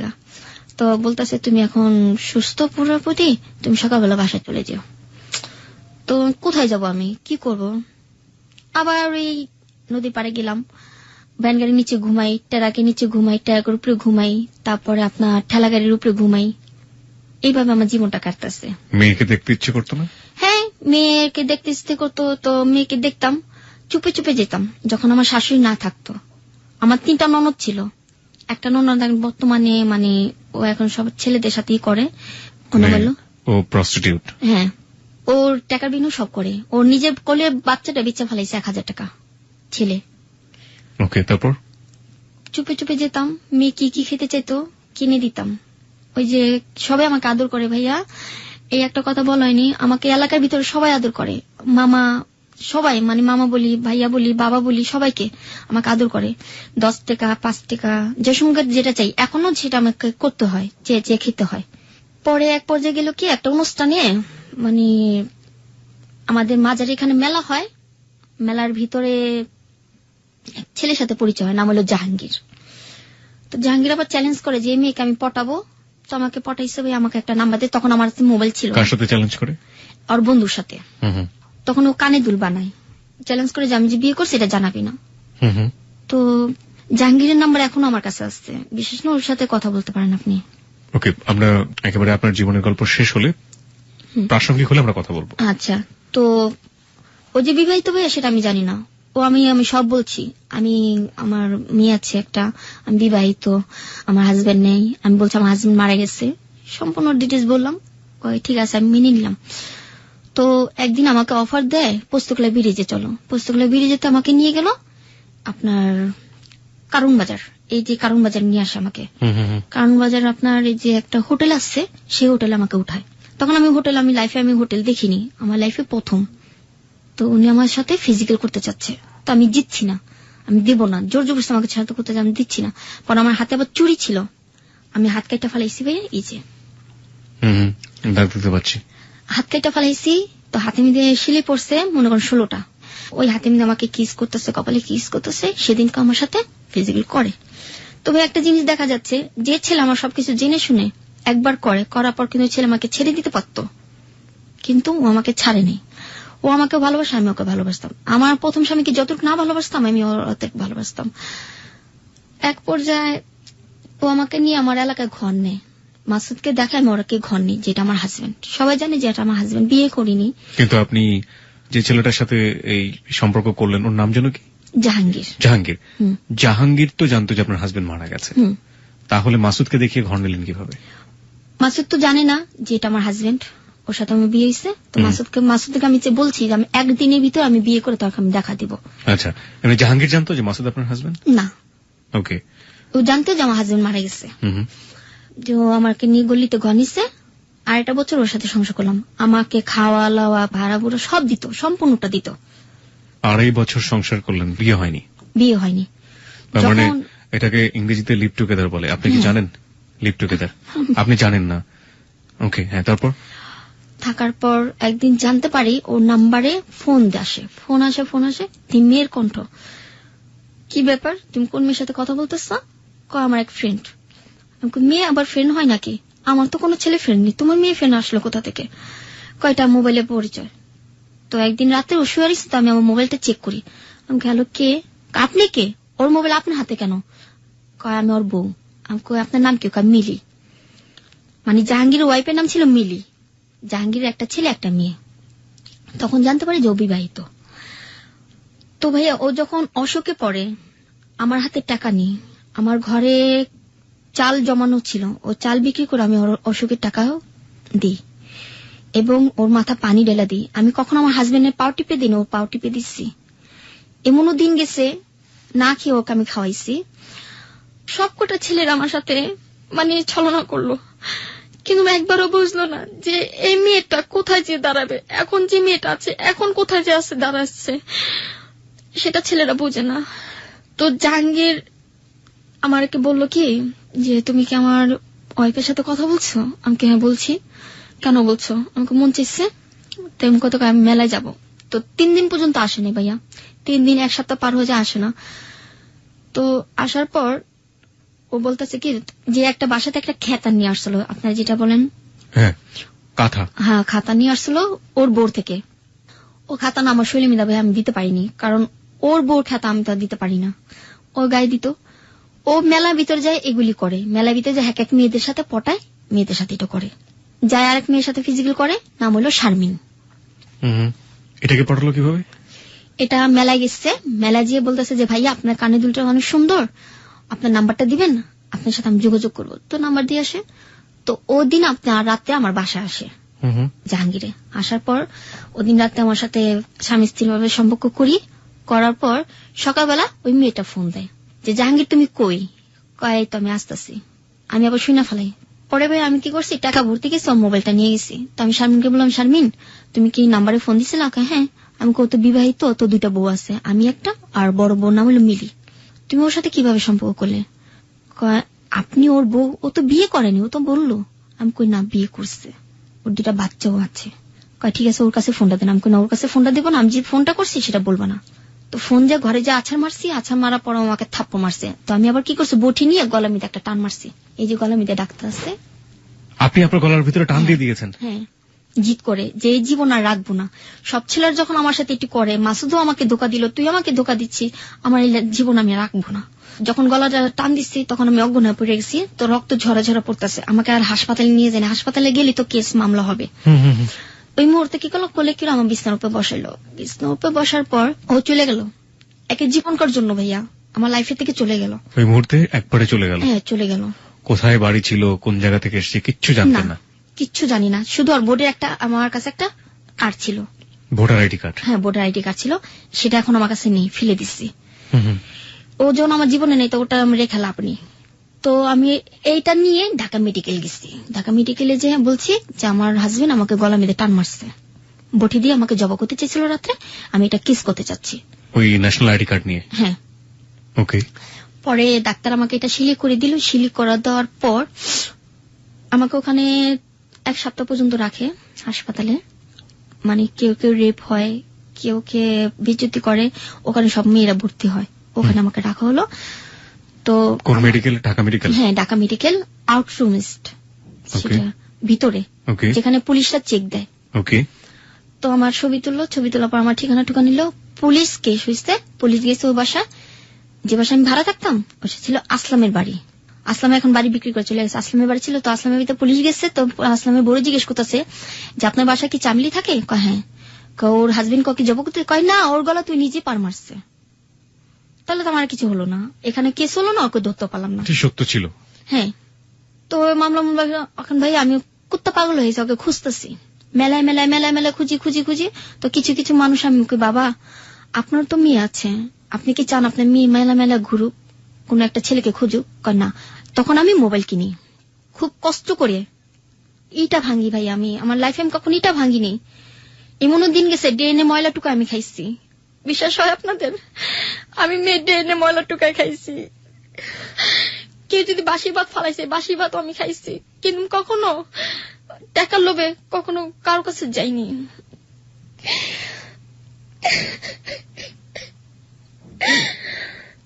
আমার লাইফে আমি কখনো পচা ভাত আমি খাইনি। এখন যেটা আমি খাচ্ছি খুব ভালো ভাইয়া আছি। আপনি কি হারিয়ে ফেলেছেন? আপনি একটু রেস্ট নিন। আপনি কি বলছেন আপনি বুঝতে পারছেন না। আপনি একটু খেয়ে হারিয়ে ফেলেছেন, আপনি একটু কন্ট্রোল করুন নিজেকে।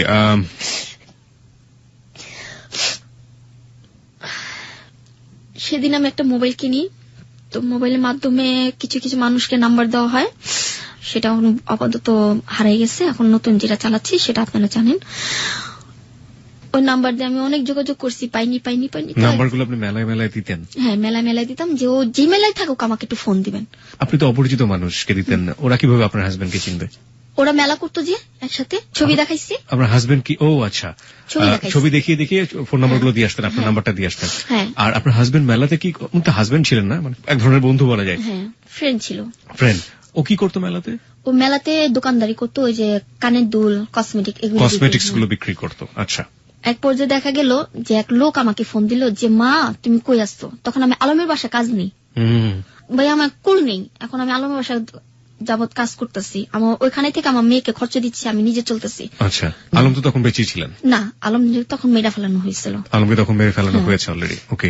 আলমের বাসায় থাকতাম, তো ওখান থেকে আমাকে একজনের নাম্বার দেবো, মা তুমি যেভাবে পারো নারায়ণগঞ্জে চলে যাও, নারায়ণগঞ্জ চাষারা ও দোকান করতেছে। ভাইয়া বিশ্বাস করবেন, আমার মনে হচ্ছে যে আমার মানে নতুন একটা জন্মগ্রহণ করলাম আমি ওকে পাইছি। তখন আমি জিন্স আর টি শার্ট পরে গেছি আর কেস পরে গেছি। আমার ছোটবেলা তো অভ্যাস ছেলেদের মতো চলাফেরা, এখনো ছেলেদের মতো চলাফেরা করি। গেছি, যাওয়ার পর মানে আমাকে দেখে থতবত খেয়ে গেছে, শয়তান হাজির, মানে বলতেছে শয়তান হাজির। পরে পায়ের পা উঠে বললাম কি ব্যাপার, মোবাইল বন্ধ কেন? কয় তুমি এখান থেকে চলে যাও। কেন চলে যেতে বলছি? আমাকে তার নাম্বার দিয়ে। পর ওর নাম্বার দিল, নাম্বার দেওয়ার পর ওই নাম্বার ওর সাথে আবার যোগাযোগ হয়। ও আবার ওর সাথে আমি মনে করেন টাকা পয়সা জমায়া ওর নিয়ে আমি হোটেলে যাই, ওর সাথে আবার ফিজিক্যাল করি। ওর সাথে ফিজিক্যাল করতে আমার খুব ভালো লাগতো, এই এতটুকুই। আমার হাজবেন্ডের সাথে ভালো লাগতো না, ওর সাথে যতটুকু ভালো লাগতো। এক কথা দুই কথা পর ওর বউ জানাজানি হয়ে গেল। এই মেয়ে আবার তোকে ফোন দেয়, ও তো রাস্তার একটা মেয়ে, ব্যবস্থা একটা গালাগালি করে আমাকে। তো আমি মাথা কিছু নিই না। তো যখন আমাকে ওখানকার ছেলেরা আমাকে মাইর দৌড় করে, পাগলা অনেক মায়ের দৌড় করে। মায়ের দৌড় করার পর ওখান থেকে আমি আইসা পড়ি, আমি মামলাও করি, জিটি করি। এখনো মামলাটা মানে আছে, কিন্তু এখন তো তাকে ধরা হয়নি, জাহাঙ্গীরকে ধরা হয়নি। ওখান থেকে ও পালাই গেছে। পালা যাওয়ার পর ভাইয়া আমি সিদ্ধান্ত নেই যে আমি এই পথে নেমে যাব, যে বাচ্চার জন্য কিছু একটা করতে হবে আমার, এভাবে চলবে না। তো এক অনুষ্ঠানে আমি ডান্স করতেছি, তো ডান্স করার পর তো আমার মূল ওস্তাদ তার নাম হলো সুমন, সে আবার নতুন নতুন মেয়ে পেলে ফিজিক্যাল করে। যেমন এখন বর্তমান হয়েছে ডাইরেক্টররা যে কোনো একটা নতুন মেয়ে ঢুকাইতে গেলে তাকে আগে দেখতে হবে। এটা আপনি জানলেন কিভাবে? এটা আমি জানলাম কিভাবে, আমি এবিসিতে গেছি। হ্যাঁ, এবিসিতে। তো এখানকার ডাইরেক্টররা বলতেছে যে মেয়ে তো ছোট, মেয়ে পারবে না, এই মেয়ে এসব কাজ করতে পারবে না। আলাপার আমার উস্তাদে বলতেছে একবার সুযোগ দেন, দেখেন পারে কিনা। তো জীবনে ফার্স্ট যে আমি এই পথে নামার জন্য, যে আমার ভাইয়ের সাথে নিজের ইচ্ছে করেছিলাম, আর আমার এই বন্ধুর সাথে, আর ওই যে 16 জন আমার সাথে যে করছে ওটা হলো জোর জবরদস্তি, আর যেটা আমার ভাইয়ের সাথে করছে আমার নিজের ইচ্ছা ছিল, আর যে আমার বন্ধুর সাথে করছে সেটা আমার মনে বতি ছিল। ভাই মানে পালিত ভাই? হ্যাঁ। ওকে। তারপর 2টা ডাইরেক্টর আমার সাথে করার পর 2000 টাকা দেয়, বাংলা ছবির পরিচালক। তারপর বলতেছে মেয়ে তো ভালোই, তো ওকে 60 যে ডান্স করার জন্য। তো ডান্সের ওস্তাদ আমাকে কন্ট্যাক্ট করে 1500 টাকা, কিন্তু আমাকে দেয় 500 টাকা নাচের জন্য। কিন্তু ভাই সেটা আমার হয় না, আমার ঘর ভাড়া 2500 টাকা, আমার মেয়ের খরচ আছে 1000 টাকা, আর আমার সংসার খরচ 500 টাকা, মাসে আমার 5000 টাকা লাগে, কিন্তু সেটা আমার আসে না।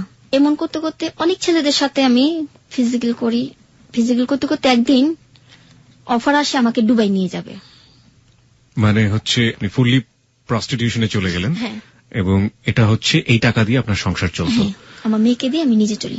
এছাড়া আপনার কোনো রাস্তা ছিল না কাজকর্মের? আপনি বাধ্য হয়ে শেষমেশ যৌনকর্মী হিসেবেই নিজেকে নাম লেখালেন? জি। কিন্তু ভাই আমি যে নিজে একটা সিগনেচার করে যে একটা সরকারি চাকরি করব না গার্মেন্টসে ঢুকবো সেটা আমি জানি না। গার্মেন্টসে কে দিবে আমাকে চাকরি? আমি তো নিজের নামটা পর্যন্ত লিখতে পারি না। নিজের ইচ্ছে এই পথে নামা হলো। একজন অফার আসলো যে আমাকে দুবাই নিয়ে যাবে, তার নাম ছিল আবার তাহের। যে লোকটা আমাকে পাঠাবে তার নাম ছিল আবার মোস্তফা। ওকে। তাহের আমার নাম্বারটা নিয়ে যাওয়ার পর এই নাম্বারটা দিল আপনার মোস্তফাকে, যে মোস্তফা এই মেয়েটার সাথে যোগাযোগ করো, মেয়েটা ভালোই আছে, মেয়েটা চলবে তোমাদের এলাকামিতে দুবাইতে নেওয়া যাওয়ার জন্য। মোস্তফাকে নাম্বারটা দেওয়ার পর মোস্তফা আমার সাথে যোগাযোগ করলো। তো মোস্তফা এক মেয়েকে ফোন দিল, ওনার নাম ছিল আবার তানিয়া। জি। ওর আবার সব মেয়েদের সাথে মানে তানিয়া এরকম করে অনেক মেয়েদের বাইরে পাঠানো হয় দুবাই। বলতেছে তানিয়া যে মেয়েটা তো ভালোই, মেয়েটা তো সুন্দর, তো ওর সাথে আর কোনো মেয়ে নেই। তা আমি আবার ভাবলাম যে আর কোনো মেয়ে, একটা মেয়ে আমাকে আগে দুবাই পাঠানো হোক, তারপর অন্য মেয়ের সাথে যোগাযোগ করা যাবে। আপনাকে যে দুবাই পাঠাচ্ছে কি বলে দুবাই পাঠাচ্ছে? আপনাকে নাচের বিষয়। নাচ? ওখানে গিয়ে নাচ করবেন আপনি? ওখানে যে ডান্স করবো, বারে ডান্স। ও, বারে ডান্স করবেন আপনি।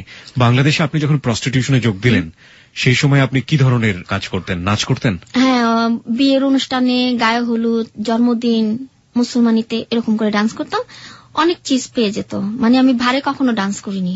বারে কখনো ডান্স করেননি? আর এই বিভিন্ন ফেস্টিভ যেগুলো উৎসব হতো সেখানে ডান্স করতেন? কি পরিমাণ টাকা পেতেন? পেতাম বকশিস হিসেবে মনে করেন আমার 1000 টাকার মতো পেতাম প্রত্যেকটা অনুষ্ঠানে। আর আপনি যে প্রস্টিটিউশনে গেলেন সেই প্রস্টিটিউশনটা কি ধরনের প্রস্টিটিউশন ছিল? লাইক আপনাকে রাস্তায় দাঁড়াতে হতো? হ্যাঁ। আমাকে একটু বলবেন যে কিভাবে কি করতেন? আপনি তো বলছেন ফিজিক্যালটা। না, আমি নট ফিজিক্যালি, আমি জানতে চাচ্ছি যে আপনাদের কালচারটা কি, কিভাবে কাস্টমার জোগাড় করতেন এবং কি ধরনের কাস্টমারের সাথে মিশতেন? না, মানে আমি ডান্স করতে গেলেই কেউ আমাকে পছন্দ করতো, ওর নাম্বারে ফোন যোগাযোগ করতো, তুমি কি নাচে ফাঁকে ফাঁকে আর কিছু করো? আমাকে হ্যাঁ, টাকা পেলে আমি সব জায়গায় যেতে রাজি আছি, আমার টাকা দরকার। কত টাকা দরকার? আমি কারোর সাথে কন্ট্যাক্ট করে যাই না। না, আমি যেটা বলতে চাচ্ছি আপনাকে, আমরা এক ধরনের কলগাল দেখেছি যারা রাস্তায় দাঁড়ায়, হ্যাঁ, দাঁড়িয়ে কাস্টমার কালেক্ট করার চেষ্টা করে। আপনি কি ওই লেভেলে ওখানে কখনো যাননি? ওখানে কখনো যাইনি। তার মানে আপনাকে যেটা করতে হচ্ছে আপনার নাচ থেকে আপনার কাস্টমার গুলো আপনি জোগাড় করতেন। ওকে। তো এরকম করতে করতে আপনার একসময় দুবাই যাওয়ার একটা পসিবিলিটি তৈরি হলো, আপনাকে বলা হলো যে আপনাকে দুবাইয়ে ডান্স করতে পাঠানো হবে, তাই তো? ডান্স করতে পাঠানো হবে। হ্যাঁ, তারপর? তো আমাকে মতিঝিল একটা হোটেল আছে, ওই হোটেলে খুব ওই যে ভুনা খিচুড়ি বিক্রি করে, যেটা আপনারা বেশি পছন্দ করেন। তো আমাকে গিরিল দিল, গিরিল খেলাম। তো আমাকে কোল্ড ড্রিঙ্ক দিল, কোল্ড ড্রিঙ্কস। ওকে। কোল্ড ড্রিঙ্কের ভিতর কি ছিল না ছিল আমি জানি না, তো আমি তারপর এটা বেশি পছন্দ করে খেলাম। খাওয়ার পর ভাইয়া আমি যেটা দেখলাম যে লোকটাকে 500 টাকার বান্ডিল গুনে গুনে দিচ্ছে মুস্তফাকে। যে মুস্তফা আপনাকে এরকম যাওয়ার জন্য? ওই মেয়েটা মুস্তফাকে টাকা দিল, ওই যে তানিয়া বেগম। তো টাকা দেওয়ার পর আমাকে বাসে উঠালো। আমাকে মনে মনে বাস দিয়ে কো যাবে। আপনি কোনো কিছু বলতে পারছিলেন না না। সময়টাতে? আমি নিজেও জানি না আমি তখন কেমন হয়ে যাচ্ছে, আমার মাথা মতো সব ঘুরে যাচ্ছে। তো বাসে উঠালো, বাসে ওঠার পর এক বাসে তারেক বাস আমাকে নিয়ে গেল। তো যেখানে আমাকে নিয়ে গেছে সেটা হলো আপনার শ্যামলীতে উঠাইয়া আমাকে নিয়ে গেল আপনার যেটা বেনাফুল। ওকে। বেনাফুল বাস স্ট্যান্ডের কন্টেস্টেন্টের সাথে আমার কথা বলে, ওই মেয়ে কথা বললো। কথা বলার পর মেয়ের ব্যাগের ভিতরে ভাইয়া প্রচন্ড টাকা। তো আমি ভাবতেছি যে এত টাকা পেলে তো আমি এক রাতে মালিক হয়ে যেতাম, তো এই টাকাটি কিভাবে চুরি করা যায়। আপনি ওটা ভাবতেছেন ওই সময়? ওইসব ভাবতেছি আমি। তো মেয়ে তো আমাকে হাত উন্না দিয়ে ওই মেয়ের উন্নার সাথে বেঁধে রাখছে, তো আমি তো আর কিছু করতে পারতেছি না। তো ঘুম নৌকার এইটা যে বাসটা যে উপরে দা পার হচ্ছে ভাইয়া, ঠান্ডা আমার পশম খায় দাঁড়ায় গেছে গা। ঠান্ডা যে একটা বাতাস আসছে, জানলাটা খোলা ছিল। তো ওইটা দেখে কি, আপু এটা কোথায়? কয় কেন? তুই তো এখন পেলিং আছিস। আমি আপু আমি পেলিংয়ে? আমার কত সৌভাগ্য যে আমি পেলিং উঠতেছি। আমার অনেক লাইফে আমার যে আসলো, আমার শখ ছিল যে আমি পেলিং উঠবো, তাহলে আমি মনে হয় পেলিংয়ে। তো আমার মাথা মতো তো কি খাওয়াইছে আমি নিজেও জানি না। যখন আয়নাটা খুলে দেখি নদী, ওই যে বেরি দিয়ে যে পার হয় না, ওটাকে কি বলে, বেরি নাকি? আমরা শিওর, আমি কখনো যাইনি ভাবে। বেরি দা পার হওয়ার পর নিয়ে গেল, নিয়ে যাওয়ার পর দেখি ভাইয়া গাছ আর গাছ। সকালবেলা আমার জ্ঞান ফিরছে, সুস্থ। আপু আমি যাব দুবাইতে, আমাকে কোথায় নিয়ে যাচ্ছ? চুপচাপে বসে থাক। ওই মুহূর্তে শুয়ারেছি। শোয়ার পর ভাইয়া কি করলো, আমার চুলগুলি কেটে ফেলে দিল। ওই বাসের মধ্যে? হ্যাঁ, বাসের ভিতর চুলগুলি আমার কেটে ফেলে দিল। চুলগুলি এতটুকু খুলে ফেলাইল আমার। খাওয়ার পর বাসের ভিতর আমার কাপড় চেঞ্জ। বাসের মধ্যে কাপড় চেঞ্জ করেন? আমার তো হুশ নেই। তো বেনাফুল চিলিতেছে। বাস যখন থামছে তখন বেনাফুল। পরে মনে মনে কই কি এইটা কি বেনাফুল? এই যে মানুষ যে পার হয়, এইটা কি সে বেনাফুল? তখন ভাইয়া মনে হচ্ছিল যে আমার লাইফে মনে আর কখন আমি বাংলাদেশ দেখতে পারবো না, আমি আর ঢাকায় ফিরতে পারবো না, এইটি মনে আমার জীবন আমার শেষ। তো মেয়েটা যখন ভিতরে ঢুকে, এক সিএনজি থেকে আরেক সিএনজি, আরেক সিএনজি থেকে আরেক সিএনজি, ওখানে এটাই নিয়ম। তো বাংলাদেশের কিছু টাকা ওখানে দিয়ে যায়। ওখানে কিছু লোক আছে ওর পরিচিত, বলতেছে সুস্মিতা তুমি কি আসছো এখানে? হ্যাঁ। ভালো তো, এটা মনে নয়া জিনিস নিয়ে এসছো, ভালো ইচ্ছে, ছোট আছে চলবো, মানে আমার কথা বলতেছে। কোন ভাই আমার দুইটা চোখ দিয়ে যে আমি ভাবছিলাম যে আমার মেয়ের মনে আমি আর দেখতে পারবো না, আমার জীবনে মনে আমার মেয়ের সাথে আর দেখা হবে না। তো যখন ওনারা আমাকে বর্ডার ক্রস করে, তখন বর্ডারের সামনে দুইটা ছিল এই যে বিএসএফ, আর্মিদের পোশাক পরানো। বিএসএফ? হ্যাঁ। বলতেছে क्या सुमिता नया माल है, लड़की तो बहुत छोटा है, पैसा मिलेगा, ले जाओ। যখন ভাই আমি বর্ডার ক্রস করছি, যখন ঢুকছি, তখন বলতেছে এইটাই ইন্ডিয়া, তোর লাইফ শেষ। আমি মনে হয় যে আমার লাইফে আমি কখনো আমার বাংলাদেশ আমি দেখতে পারবো না, আমার মাকে দেখতে পারবো না, আমার দুইটা মেয়েকেও দেখতে পারবো না। তো মেয়ে আমাকে একটা গাড়িতে উঠায়, হলুদ একটা গাড়ি, কলকাতার। আমি এখানে একটু থামাই আপনাকে। আপনি বললেন দুটো মেয়ে, আরেকটা মেয়ে কোনটা? সেটা হলো আমি একটা বাচ্চা পেয়েছিলাম, সেটা আমি পরের প্রসঙ্গে বলি। ওকে।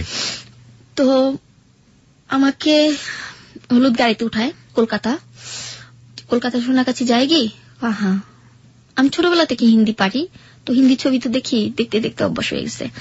কলকাতা সোনাগাছি যায় কি কাহা, হলুদ গাড়িতে আরেকটা গাড়ি করলো, করার পর আমাকে নিয়ে গেল 94-এ, কলকাতা সোনাগাছি। 94-এ ওটা হলো মানে যে বাড়িটা নাম্বার 94। ওকে, 94 নম্বর বাড়ি। হ্যাঁ। কিছু কিছু মেয়েরা দেখি বাইরে দাঁড়ায় আসছে, কিছু ছেলেদের টানতেছে, কিছু কথা। পর আমি দেখতেছি আর অনুমান করতেছি, এটি মনে হয় যে টিভিতে দেখি, যে কলকাতা ছবি দেখি, যে এটা মনে হয় এটা খারাপ জায়গা, আমার লাইফে আর কখনো বাংলাদেশ রাখা হবে না। তো এক পর্যায়ে আমাকে বাড়ির ভিতরে ঢুকার পর আমাকে গোসল করালো, শাড়ি পরাইলো, শাড়ি পরার পর যে বড় সর্দার নেই তার সামনে আমার নিয়ে গেল, যে আমাকে থাপ্পড় মেরে বলে নমস্তে কর। নমস্তে মাইজি, इसका नाम क्या है? इसका नाम पूजा घोष है। আমার নাম পূজা ঘোষ রাখছে ইন্ডিয়াতে। আর ওই মেয়ের নাম হলো সুস্মিতা বোস। ওকে, আসল নাম ছিল? আসল নাম ছিল তানিয়া বেগম। তানিয়া বেগম। ওনার সম্পর্কে আপনি কতটুকু জানেন? উনি বাংলাদেশে উনি নাকি কি বলে এটাকে, ওই যে বেরিয়েছে যে ইয়াবার ব্যবসা করতো। ওনার পরিবার কোথায় থাকে? না, ওনার হাজবেন্ড নেই। উনি ইন্ডিয়াতে অনেক গিলে হাজবেন্ড মানে ই করছে, এটা আমার হাজবেন্ড, এটা আমার হাজবেন্ড, এক রাত্রে একটা করে হাজবেন্ড বানায় ওনার কাজের সুবিধার্থে। হ্যাঁ, কাজের সুবিধার্থে। ওনার একটা ছেলে আছে, কিন্তু এই ছেলেটা কার এটা কেউ জানে না। কেউ জানে না। ওকে। তারপরে আমাকে যে রুমে রাখা হলো, আমার একটা আলাদা রুম দিচ্ছে। তো ছোট ছোট স্কার্ট পরে, মানে কি বলবো ভাইয়া,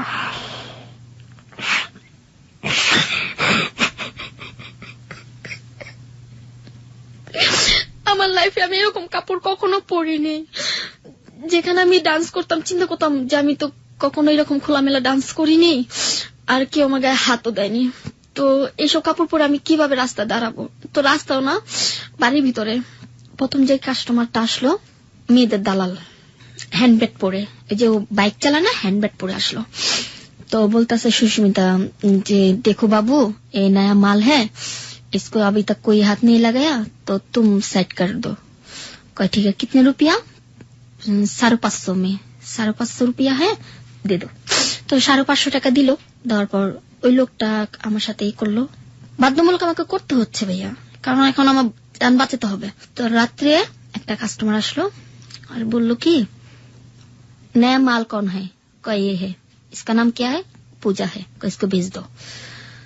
রুমে গেলাম, যাওয়ার পর ওনার পাও ধরে বললাম যে ভাইয়া আমি ম্যারিড, আমার একটা বেবি আছে, আমার इस दिन আমি কই নেই হ্যাঁ ওই বেটি কি ছাড়া, তো যেমনি হোক আমাকে বাংলাদেশে পৌঁছে দেন। তো আবার ওটা কিছু কিছু বাংলা বলে যে তুমি কোনো চিন্তা করো না, আমি তোমাকে বাংলাদেশ পৌঁছে দিব। আবার এইভাবে কথা, মানে হিন্দি তো বলতে পারে না, কলকাতার ভাষায়, তুমি কেন চিন্তা করো না, আমি তোমাকে বাংলাদেশ পৌঁছে দিব। তো এক পর্যায়ে গেল কি, মানে এক এক দিনে আমি এক এক জন্মদিন পালন করি, মানে আমার তো জন্ম পরিচয় আমি নিজেও জানি না। কাউকে বলে 1 বৈশাখ আমার জন্মদিন, কাউকে বলে জানুয়ারি মাসে আমার জন্মদিন, কাউকে বলে আমার 30 তারিখে জন্মদিন।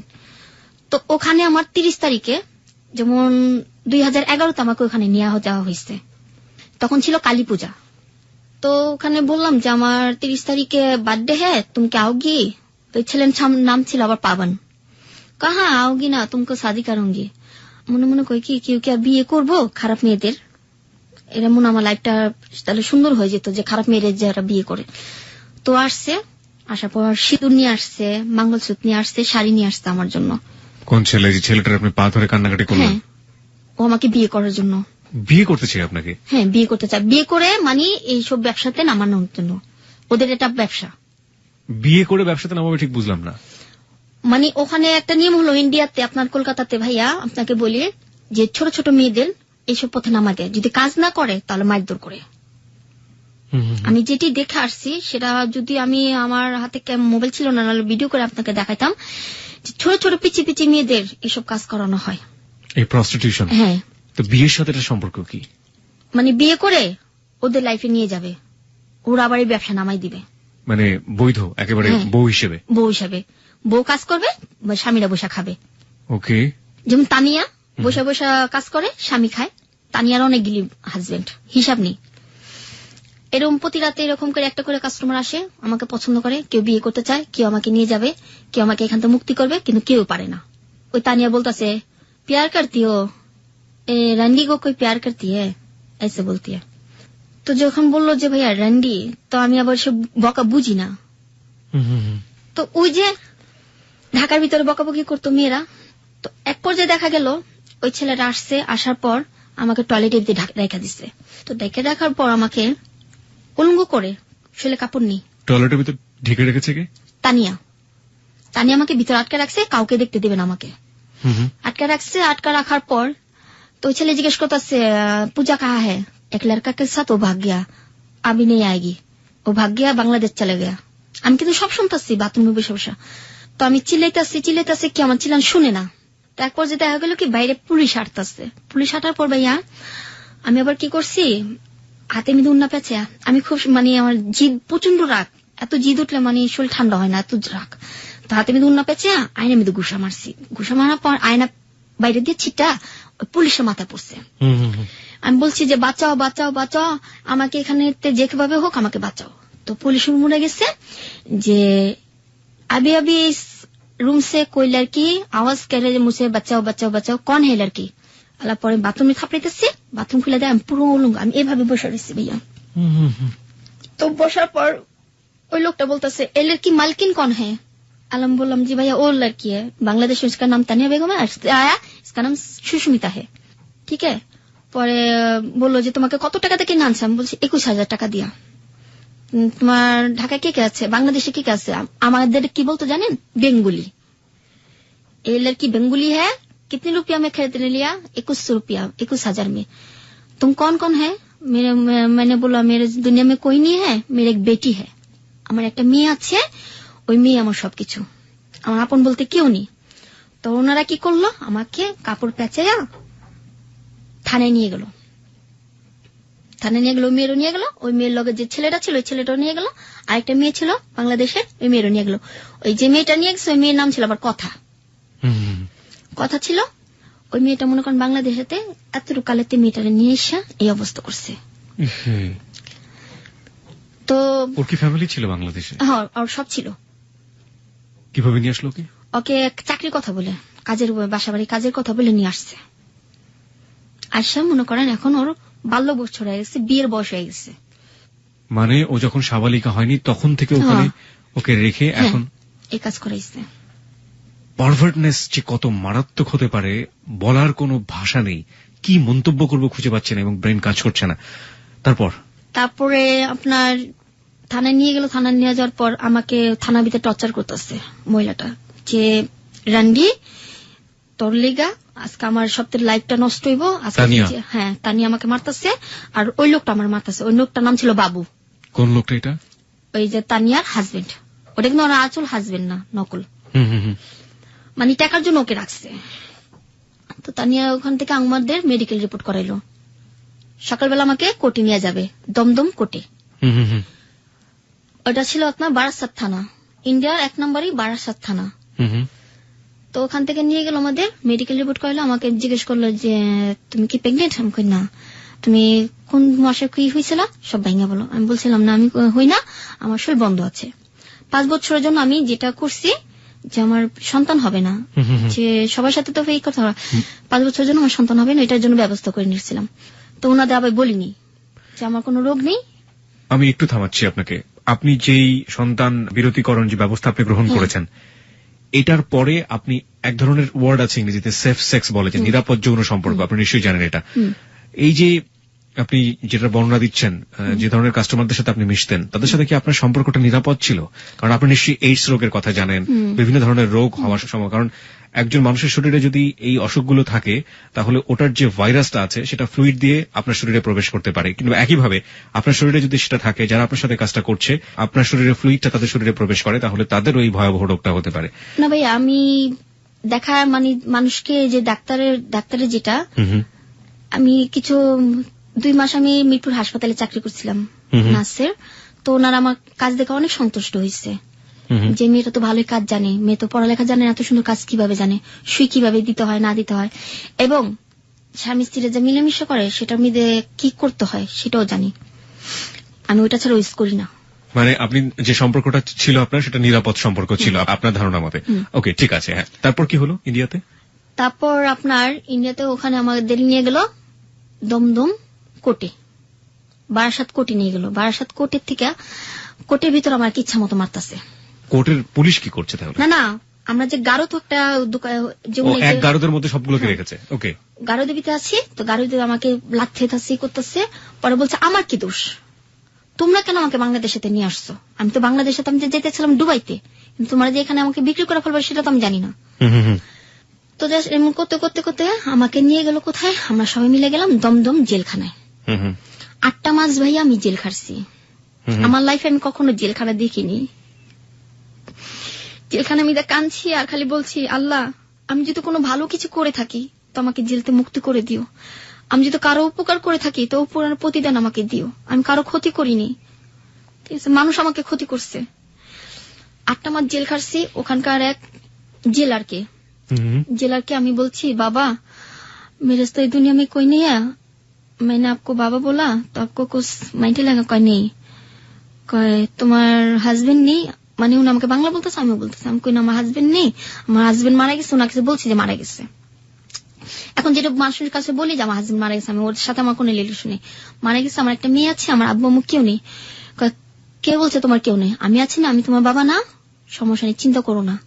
তো ভাই ওখানে দুবলা কাটতাম, বাথরুম গোসলখানা দিতাম, সবার কাপড় চোপড় ধুয়ে দিতাম। তো কিছু জেলার আমাকে টাকা দিত, কোকেন্ট, কাগজের কোকেন্ট দিত। তো বাইরে গেলে ওটা আবার টাকা হয়ে যেত, টোকেন, ওটাকে টোকেন বলে। হ্যাঁ, তো ওটা দিয়ে 5 টাকা দিয়ে পাউডার কিনে খেতাম, 5 টাকা দিয়ে দুধ কিনে খেতাম। এখনো 5 টাকা প্যাকেট দুধ, 5 টাকা করে ডিম। তো যখন লিলিস পাইছি, ওই লোকটা ওরা সবাই লিলিস পাইছে, যে তুমি তো আজকে লিলিস পেয়ে গেছো গা।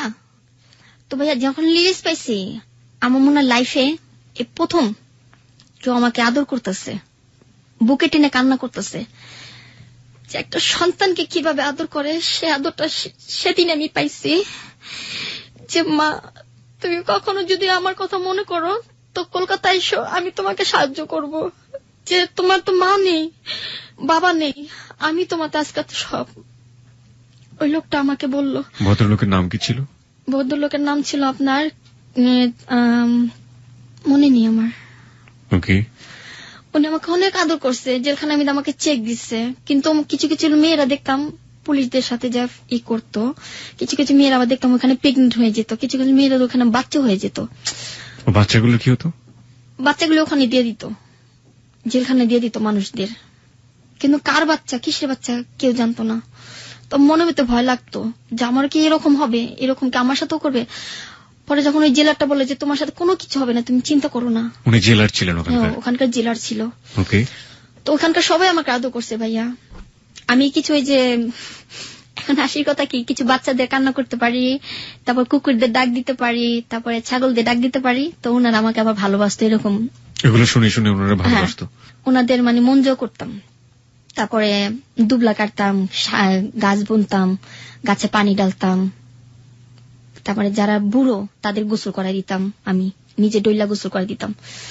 একদিন দিত মাছ, একদিন দিত ডিম, আর একদিন দিত আপনার মাংস। আবার ওখানে আমরা রান্না করে খেতাম।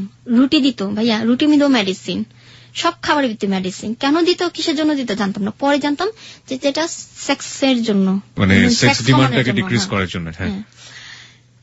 তো যখন আমি লিলিস পাইছি, জেলাটা আমাকে ধরে অনেক কান্না করলো, যে বলল যে যখন তোমার প্রয়োজন পড়বে তুমি আমাকে বলো, আমি তোমাকে বাংলাদেশ থেকে এখানে নিয়ে আসবো আমার কাছে রাখার জন্য। কিন্তু ভাই আমি আর যেতে চাই না। তখন এখান থেকে লিলিস পাইছি, ওই মহিলাটা যে তানিয়া বেগম, সে আমাকে বলে তোকে তো বাংলাদেশে পাঠানো হবে না, তোর কিডনি বেচবো, চোখ বেচবো, তারপরে টাকা ঋণ শোধ করবো।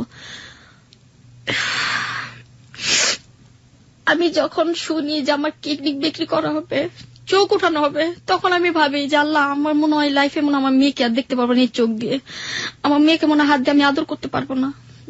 তখন দৌড় পেরে হাওড়া ব্রিজ আছে না, ওইখানে চলে যাই। তখন গিরি গিরি শীত, বৃষ্টি পড়তেছে, শরীরে কাপড় নাই, এভাবে কোকড়া হয়ে কাঁদতেছি। তো যেদিন আমরা ছাড়া পাই, ওদিন ওই লোকটা ছাড়া পায়। ঠিক আছে, আমি আমার টিপসই এখনো মানে দেখাইছি। তো বলতেছে, মানে বাংলা কথা বলতেছে, এই মেয়ে তুমি কাঁদতেছো কেন? আমি কই ভাইয়া একটা রাতকে আপনার বাসা আমাকে রাখবেন, খুব বিপদ, আমি একটা মেয়ে হয়ে কোথায় যাব, যদি কেউ আমাকে মেরে ফেলে, কেউ যদি আমাকে নিয়ে বিক্রি করে ফেলে। আবার তুমি কি জেলে থেকে ছাড়া পাইছো? আমাকে হ্যাঁ ভাই, এই যে আমার হাতে টিপসই আছে, আমি জেলে থেকে ছাড়া পাইছি। আমিও তো আজকে জেলে থেকে ছাড়া পাইছি। ওর নাম ছিল আবার আশিক। ও আবার বলতেছে যে চলো আমার বাসায়। তো ভাইয়া ওর রুম দেখে আমার লাইফে আমি এত বড় রুম দেখিনি। এই যে রুমটা আমার জন্য, আর পাশের রুমটা হলো ওর। কিন্তু ও যে আমার গায়ে হাত দিবে এটা পর্যন্ত করেনি, বোনের চেয়ে বেশি দেখছে। বাংলাদেশের রান্না করে যে খাওয়াইছি ভাইয়া, ওর লাভার সাথে আমাকে কথা বলাইছে। ওর লাভার বলতেছে যে বোন তুমি চিন্তা করো না, ও তোমাকে যেভাবে হোক পৌঁছায় দিবে বাংলাদেশ, তুমি বাংলাদেশ চলে যাও, এখানে থাকলে কোন একটা বদ্ধ মেয়ে এখানে থাকলে খারাপ হয়ে যাবে। তো ভাইয়া একটা নাম্বার ছিল আমার, কার নাম্বার ছিল জানেন? আমার ওস্তাদের নাম্বার। কোন ওস্তাদ? নাচের ওস্তাদ? হ্যাঁ, নাম হলো সুমন। হ্যাঁ। ওনার নাম্বারটা মনে ছিল, আমার কারো নাম্বার মনে ছিল না। ওস্তাদের সাথে কথা বললাম। এই ওস্তাদ যেও আপনাকে শারীরিক সম্পর্ক থেকে বাদ দেয়নি? না, উনি আমার সাথে কিছু করেনি। কিছু করেনি? না, উনি আমাকে বোনের মতো দেখছে। ওকে। এখনো সেটা দেখে। আমি ফোন দিলাম, ওস্তাদ আমার জন্য কাইন্দা দিচ্ছে যে তুই কবে আসবি বাংলাদেশে। ওস্তাদ আপনি যেমনে পারেন আমার জন্য কিছু টাকা পাঠান। কয় টাকা তো এখান থেকে পাঠানো যাবে না, তুই এক কাম কর, ওনারকে বল তোকে টাকা দেওয়ার জন্য। তো যাকে আমি ভাইয়া বলছি উনি আমাকে 16,000 টাকা দিচ্ছে। 16,000 টাকা? হ্যাঁ, 16,000 টাকা দিচ্ছে, সব ইন্ডিয়ার টাকা। তো আমি তো ইন্ডিয়ার টাকা কত ভাঙলে কত হয় আমি সেটা জানি না। দেওয়ার পর বলতেছে এক মহিলার সাথে যাবা, উনি তোমাকে ওনার বাসায় সন্ধ্যার দিকে তোমাকে ওখানে পৌঁছে দিবে। বর্ডার ক্রস করতে পারতাছি না ভাইয়া, বর্ডারের মধ্যে সব ইটা খাড়া হয়েছে, কি জানি বিএসএফ। হ্যাঁ, বিএসএফ রা খাড়ানো। তো বিএসএফ রা খাড়ানো, তো উনি বলতেছে যে তুমি তো হিন্দি কথা পারো, তোমাকে জিজ্ঞেস করলে তুমি উত্তর দিও। আমাকে ঠিক আছে। তো খালি বাবার লোকনাথের নাম নিচ্ছি, আমি লোকনাথের খুব ভক্ত। তো বাবা লোকনাথ? হ্যাঁ। আপনি জানেন না আপনি হিন্দু না মুসলিম? না, আমি নিজেও জানি না। ওকে। আমি এখনো যে দুর্গাপূজা আসলে দুর্গাপূজা মিদে শরিক হই, ডান্স করি, পূজা করি। কালী পূজার মিদে যোগান দিই। সবাই বলে যে তুমি কি হিন্দু, তুমি তো মুসলমানরা কখনো তো উড়ু করতে পারে না, তুমি কেন করো? আপনি ওটা করেন, আপনি মুসলিম যে রীতিগুলো সেগুলোও পালন করেন? কি করবো ভাইয়া এখন? আপনি নামাজ পড়েছেন কখনো? হ্যাঁ, নামাজ পড়ছি। ওই যে আল্লাহ আল্লাহ বলে যতটুকু আল্লাহ যতটুকু সূরা কালাম তো কিছু আপনাকে কেউ কখনো শেখায়নি? না, মানে এতটুকু জানি লা ইলাহা ইল্লাল্লাহু মুহাম্মাদুর রাসূলুল্লাহ, এতটুকুই। এর বাইরে আপনি কিছু জানেন না? এর বাইরে আর কিছু জানি না। এটা শিখছি মানুষের দেখা দেখি। ওকে, তারপর কি হলো? তো উনি আমাকে 16,000 টাকা দিল। তো 16,000 টাকা দিয়ে বলল যে একটা মহিলা আসছে আমার বাসা কাজ করে, তো তুমি ওর সাথে যোগাযোগ করো। ওই মহিলাকে ফোন দিয়ে আনাইছে। তো আনার পর বলল যে মাসি ওকে যেভাবে পারো বাংলাদেশে পৌঁছে দাও। তো বাংলাদেশে পৌঁছে দেওয়ার জন্য বলতেছে ওর কাছে কি আছে, আমি টাকা দিয়ে দিচ্ছি, ও যেতে পারবে। তো যাওয়ার পর ওই মাসি তার বাসা নিয়ে গেল। তো আমার একটাবার চুরির অভ্যাস ছিল ভাইয়া, মানে যেকোনো কিছু দেখলে আপনি চুরি করতেন? হ্যাঁ, সুন্দর একটা জিনিস দেখলাম চুরি করতাম। তো এখানে ছিল আবার সিঁদুরের কোটা, ওটা ছিল আবার চান্দির। ওটা আমি আবার লগে নিয়ে আসিনি। যে মহিলার বাসা আমাকে নিয়ে গেছে ওই মহিলা ছিল আবার প্রেগনেন্ট। হ্যাঁ, ওই মাসির ছেলের বউ। তো মাসির ছেলের বউকে আমি আবার দিয়ে দিলাম যে বৌদি এটা আপনি রেখে দেন, আপনার কাজে দিবে, আপনি সিঁদুর শুধু রাখলে কপালে দিতে পারবেন, এটা রেখে দেন। কইটা কই পাইছো? আমাকে যেখান থেকে পাই, আপনাকে আমি গিফট করছি, এটা রেখে দেন। রেখে দেওয়ার পর আমাকে পুরান কতরি কাপড় চোপড় দিল। তো আমি তো এগুলি পরার অভ্যস্ত নই, যে ছিঁড়া ফাড়া কাপড় আগে যেটা পরছি এখন তো সেটা পরবো না আমি। তো ওইটা আমি গাঠি বেঁধে নিয়ে আসছি। তো জেলখানা যে আমি ছিলাম, জেলখানা বসে যে একটা খেতা সিলাই করছিলাম, এই খেতাটা আমি লগে করে নিয়ে আসছি। আমাকে নিয়ে গেল কোথায়? বর্ডার। যখন আমি ভিতরে ঢুকলাম তো বেশিবরা জিজ্ঞেস করতেছে এ লড়কি कहाँ जाओगी? मैंने बोला मेरे एक दीदी रहती है यहाँ पर, वो प्रेग्नेंट है, उसको पास जाएंगे। कहाँ पर तेरा दीदी? हमको उधर। नाम क्या है? हमको दीदी का नाम पूजा है। तुम्हारा नाम क्या है? मैंने बोला मेरा नाम तानिया है। মানে ওই নামটা প্রকাশ করলাম। ওকে। তো প্রকাশ করার পর ঠিক আছে যাও। তো গেলাম, যাওয়ার পর ওখানে এক রাত ছিলাম। যে বাসা আমাকে মানে পার করবে, উনি আবার বাংলাদেশের মেয়েদের পার করে, মহিলাটা ওনার বাসা ছিলাম। উনি আমাকে গাছে থেকে কিছু সবেদা পেরে দিল। সফেদা? ওকে। রাত্রে ওনার আবার কালী পূজা মিদে ডান্স করতেছে, তো আমার আবার ডান্স করার মুভমেন্ট এসে পড়েছে। মুড? ওকে। তো ওখানে বসে আমি আবার ডান্স করতেছি। তো বলতেছে তুমি কি ডান্স করতে পারো? আমি কি না আমি ডান্স করবো না, একটু করো। তো একটুখানি ডান্স করার পর দেখি দুনিয়ার টাকা পড়তেছে, ওখান থেকে টাকা পড়ছে, ওইখান থেকে টাকা পড়তেছে। তো সবটি টাকা ও মহিলাকে নিয়ে নিল। নেওয়ার পর আমার কাছে যে আবার বাংতি কিছু টাকা ছিল, সেটা ছিল আপনার 510 টাকা। এই টাকা এখন আমার বাসায় আছে, ইন্ডিয়ার টাকা, আমি স্মৃতি হিসেবে রেখে দিচ্ছি। ওকে। এটা আনার তো আমার মনে ছিল না যে আমি নিয়ে আসবো। তো জিজ্ঞেস করলো যে তুমি বাংলাদেশে যে আমাকে ভুলে যাবা? কই না। কই ঠিক আছে আমাকে ফোন দিও। নৌকা আসলো ভাইয়া, একটা বাংলাদেশে পতাকা লাগানো নৌকা আসলো। তো ভাই আমি ভাবছিলাম যে মাটি, চোরাবালুর ভিতরে যে গাইরা যাবো সেটা আমি জানি না, মাটি। ওই যে সাতক্ষীরা জেলা আর এই যে বর্ডার, এই যে ইন্ডিয়াটা, আর মাঝখানে চোরাবালি নদী। ওকে। আমি একটা করে পাড়া দিবি গাইরা যাই, একটা করে পাড়া দিয়ে আর গাইরা যাই। আমি ভাবছিলাম যে এটাই মনে আমার লাস্ট চান্স, যদি বাঁচলে তো বাঁচবো, নাহলে মরলে তো মরবো। তো বলতেছে তাঁতির আসো, এখানে বিয়ে শেপরা দেখলে গুলি করে মানুষ মেয়েরা ফেলায়, আর সুন্দর সুন্দর মেয়েগুলো দেখলে উঠায় নিয়ে যায় বিয়ে শেপরা। একটা কথা কি ভাইয়া, যেটা বলা হয়নি সেটা স্টেজে বলাটা দরকার। ওখানে যদি কোনো সুন্দর মেয়ে দেখে তারা ধরে ধরে নিয়ে মানে কি করতে পারে সেটা তো বুঝতে পারছেনি, করার পর মেয়েরা ফেলায়। বিএসএফ? হ্যাঁ, বিএসএফ রা মেয়েরা ফেলায়। তো জঙ্গল আর জঙ্গল, তো ওনারা আমাকে একটা বাস দিল। বাস দেওয়ার পর আমি বাস ধরে ধরে বাসটা ধরে ধরে নৌকাতে আসো। তো নৌকাতে উঠলাম, তো সম্পূর্ণ পোশাকে মিলে এতটুকু গাইরে গেছিলাম, গলা পর্যন্ত গাইরে গেছিলাম। আমি ভাবছিলাম যে আমি মনে মাটিতে মরে যাব, মাটিতে আমার মনে চাপা। তো যাই হোক আল্লাহর কাছে দোয়া করতেছি। তো আমি গেলাম, তো আমাকে নৌকা উঠানোর পর হাত পা ধুইছি। তারপর তোমার কাছে টাকা আছে? আমাকে হ্যাঁ আছে। পরে সবটি টাকা নিয়ে নিল দালালে, ওই বাংলাদেশের দালালে। আমি কি বাংলাদেশ আসবো না? এটাই তো বাংলাদেশ, তুমি এখন 7 কিলো জেলে আসছো, চিন্তা করো কেন, তোমাকে রাত্রে মেয়ে দিয়ে পৌঁছে দিব। তো ওই মহিলার ঘরে গেলাম, যাওয়ার পর কাপড় চেঞ্জ করলাম। চেঞ্জ করার পর আমাকে বলে তুমি রান্না বান্না করতে জানো? আমাকে হ্যাঁ। তো ভর্তা বানাইলাম, অনেক পদের ভর্তা বানাই দিলাম, বউয়া রান্না করে দিলাম। ওনারা আমার খাবার খেয়ে বললো না তোমার হাতে রান্না অনেক ভালো, তো আমাদের এখানে থেকে যাও। আমাকে না, আমি থাকবো না। বউয়া যেন কোথায় রান্না করে? এটা কোন এলাকার খাবার? এটা ঢাকায়, পুরান ঢাকায়। পুরান ঢাকার খাবার, ওকে। তো আমার হাতে মিলে একটা ছিল মঙ্গলসূত্র, যে ইন্ডিয়াতে যেটা বলে মঙ্গলসূত্র, যেটা বলে এটাকে আমরা বলি চেন। তো চেনের ভিতরে যে এতটুকু স্বর্ণ ছিল আমি আবার জানি, আমি তো স্বর্ণ চিনি না, আমার লাইফে আমি কখন স্বর্ণ পড়িনি। এই যে আমার নাকি টুঙ্গিটা দেখতেছেন বর্তমানে, সেটা হলো আমার এক ফ্রেন্ড গিফট করছিল। বলছে এটা সবসময় নাকে রাখবা, সবাই বলে যে তোমার বিয়ে হয়ে গেছে, বর্তমানে তোমার হাজব্যান্ড আছে, এটা বলবা। তো আমি স্বর্ণ চিনি না, তো ওনাকে আমি দিলাম যে এটা আপনি রেখে দেন। এটা আপনি কোথা থেকে কিনেছিলেন না কেউ আপনাকে দিয়েছিল? ওখান থেকে আমি চুরি করছিলাম।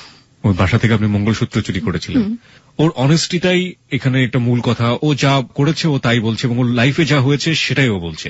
ওকে, হ্যাঁ, তারপরে কিছু চকলেটও চুরি করছি, সাবান চুরি করছি, যে আমার লাইফে আমি বিদেশি সাবান দিয়ে কখনো গোসল করিনি, আর বিদেশি চকলেটও খাইনি। তো বিস্কুট ওখানে 5 টাকা প্যাকেট। তো আমার কাছে কিছু ভাঙতি টাকা ছিল, আমি কিছু সাবান কিনে নিয়ে যাব, শ্যাম্পু কিনে নিয়ে যাব। তো কেনাকাটা করছি। ওই লোকটা আমাকে বলল যে বোন তোমার কাছে যা টাকা আছে বাংলাদেশে ইন্ডিয়ার টাকা আমাকে দিয়ে দাও।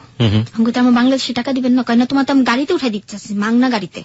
তো আমাকে বাইক দিয়ে রাত 9:30 আমাকে নিয়ে বাস স্ট্যান্ডে গেল, একটা লাল একটা চাদর দিছে ওনারা।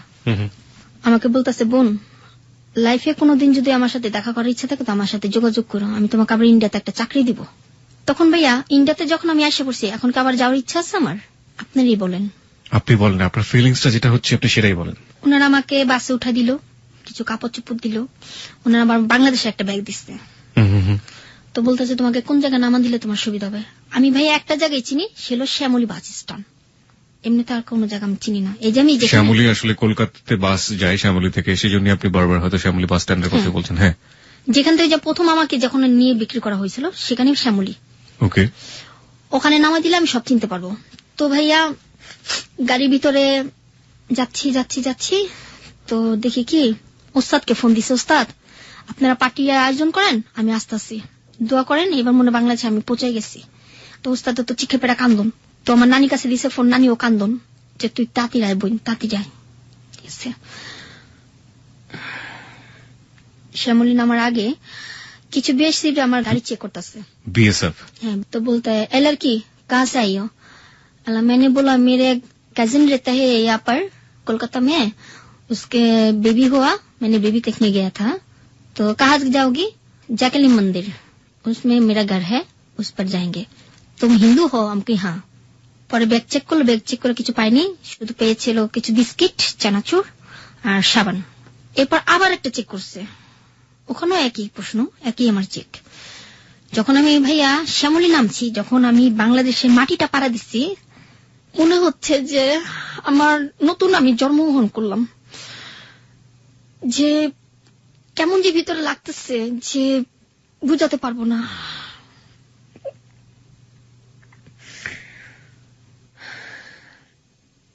আট মাস পর, এবং আপনার ভিতরে আমি কখনো ভাবতে পারিনি যে বাংলাদেশ আমি আবার দেখতে পারবো, যে সবাইকে দেখতে পারবো। তো আমার ওস্তাদকে ধরে আমি কান্না করছি যে ভাই আমি আইসা পড়ছি, ভাই আমি আর যাবো না। আমার ভাই আমাকে বললো যে কে লেগে গেছো, তুই কে লেগে? আমার ওস্তাদ আমার ধরে কান্দা দিচ্ছে। তো ওস্তাদকে বললাম ওস্তাদ 150 টাকা গাড়ি ভাড়া শ্যামলী থেকে আর আপনি দেন। পরে দিচ্ছে, দেওয়ার পর গলির ভিতরে গেছি, গলির ভিতরে যাওয়ার পর আমার মেয়ে আমার শুনে দৌড় পেরে আসছে। আমার মেয়ে আমাকে ধরে বলতেছে, আম্মু তুমি কই গেছিলা? আম্মু তোমাকে ছাড়া আমার ভাল লাগে নাই, তুমি কোথায় গেছিলা? আম্মু আমার একটু বুকে টেনে নাও মা। আমার মেয়ে চিৎকার পেরে আমাকে ধরে কান্না। এরপর আমার এলাকার সবাই আমাকে বললো, দেখ চামেলি, তোর লাইফে একটা ঘটনা ঘটে গেছে, তুই আর বিদেশ যাওয়ার নাম নিস না। ওর পরে তো আমি কানে ধরছি আমি বিদেশ যাবো না। এরপর আমার নানি আমাকে ধরে, আমার যে খালা, ছোট খালা, আমার নানির ছোট মেয়ে নাম হলো রাজু, উনি আমার জন্য অনেক দোয়া করছে, আল্লাহর কাছে কই উনি যেন ভালো থাকে। কবে নাগাদ আপনি দেশে ফিরলেন? মনে আছে আজ থেকে কতদিন আগে? আমার খেয়াল নেই। প্রিয় শ্রোতা, পুরো গল্প জুড়ে কিন্তু আমরা একটা জিনিস পাচ্ছি, সেটা হচ্ছে দিন, মাস, ক্ষণ, কাল এসবের হিসেবও জানে না। ও শুধু একটা বিষয় জানে, ওর মেয়ের বয়স এখন 11 বছর। তাও কেউ একজন বলে দিয়েছিল বলেই এই হিসাবটাও জানে। অদ্ভুত একটা ব্যাপার হলো, সারাটা জীবন ধরেই ও এই দিন, মাস, ক্ষণের হিসেবটা রাখেনি। নিজের জীবনের বয়স কত দিনের, কত মাসের, কত বছরের জানে না। কোথা থেকে এসছে তাও জানে না। কোথায় যাবে সেটা কি জানে? চলুন দেখা যাক। তারপর ঢাকায় এসে আবার সেই আগের কাজ শুরু করি, ডান্স করি, ডান্সে ফাঁকে ফাঁকে ছেলেদের সাথে ফিজিক্যাল করি, মেয়ের এটা কিনে দিই ওটা কিনে দিই। সে আগের মতো আবার মানুষের বাসায় ছাদের উপরে ঘুমাই, ওই বাসায় ছাদের উপরে ঘুমাই। পরে একজনের বাসায় থাকি, ওনার নাম হলো ফেরদৌস। ওনার বাসা থেকে আমি কিছু টাকা অর্জন করি এই প্রস্টিটিউশন করে। হ্যাঁ। পরে আমি মনে মনে চিন্তা ভাবনা করি, আর কতদিন মানুষের বাসায় থাকবো? আমি কি মরে গেলে কি মানুষের বাসা থেকে লাশটাকে টেনে নামাবে? না আমি মরে গেলাম, আমার লাশটা আমি রাশ লেখে কেউ চান্দা উঠাকে আমাকে মাটি দিবে? সেটা চিন্তা ভাবনা করে নিজে একটা ঘর নিলাম। যে বাসায় ঘর নিচ্ছি, মানে যে বাসা আমি বড় হয়েছি তারই চাচি, তারই ভাস্তি, নাম হলো নাসরিন, তার বাসায় আমি ঘরটা নিচ্ছি 2,500 টাকা দিয়ে। তো ঘরে কিছু জিনিস করেছি আমি, তো আমার কষ্টের টাকা দিয়ে। আমি একটু গানটা বেশি পছন্দ করি, ধরেন বাংলা গান, হিন্দি গান এসব পছন্দ করি। তো আমি একটা অফার কিনছি, একটা খাট কিনছি, র্যাক কিনছি, কিছু কাপড় চোপড় রাখার জন্য একটা ডোলা কিনছি। এমন করতে করতে একটা ছেলের সাথে মোবাইলে রং নাম্বার পরিচয় হয়, নাম হলো জনি।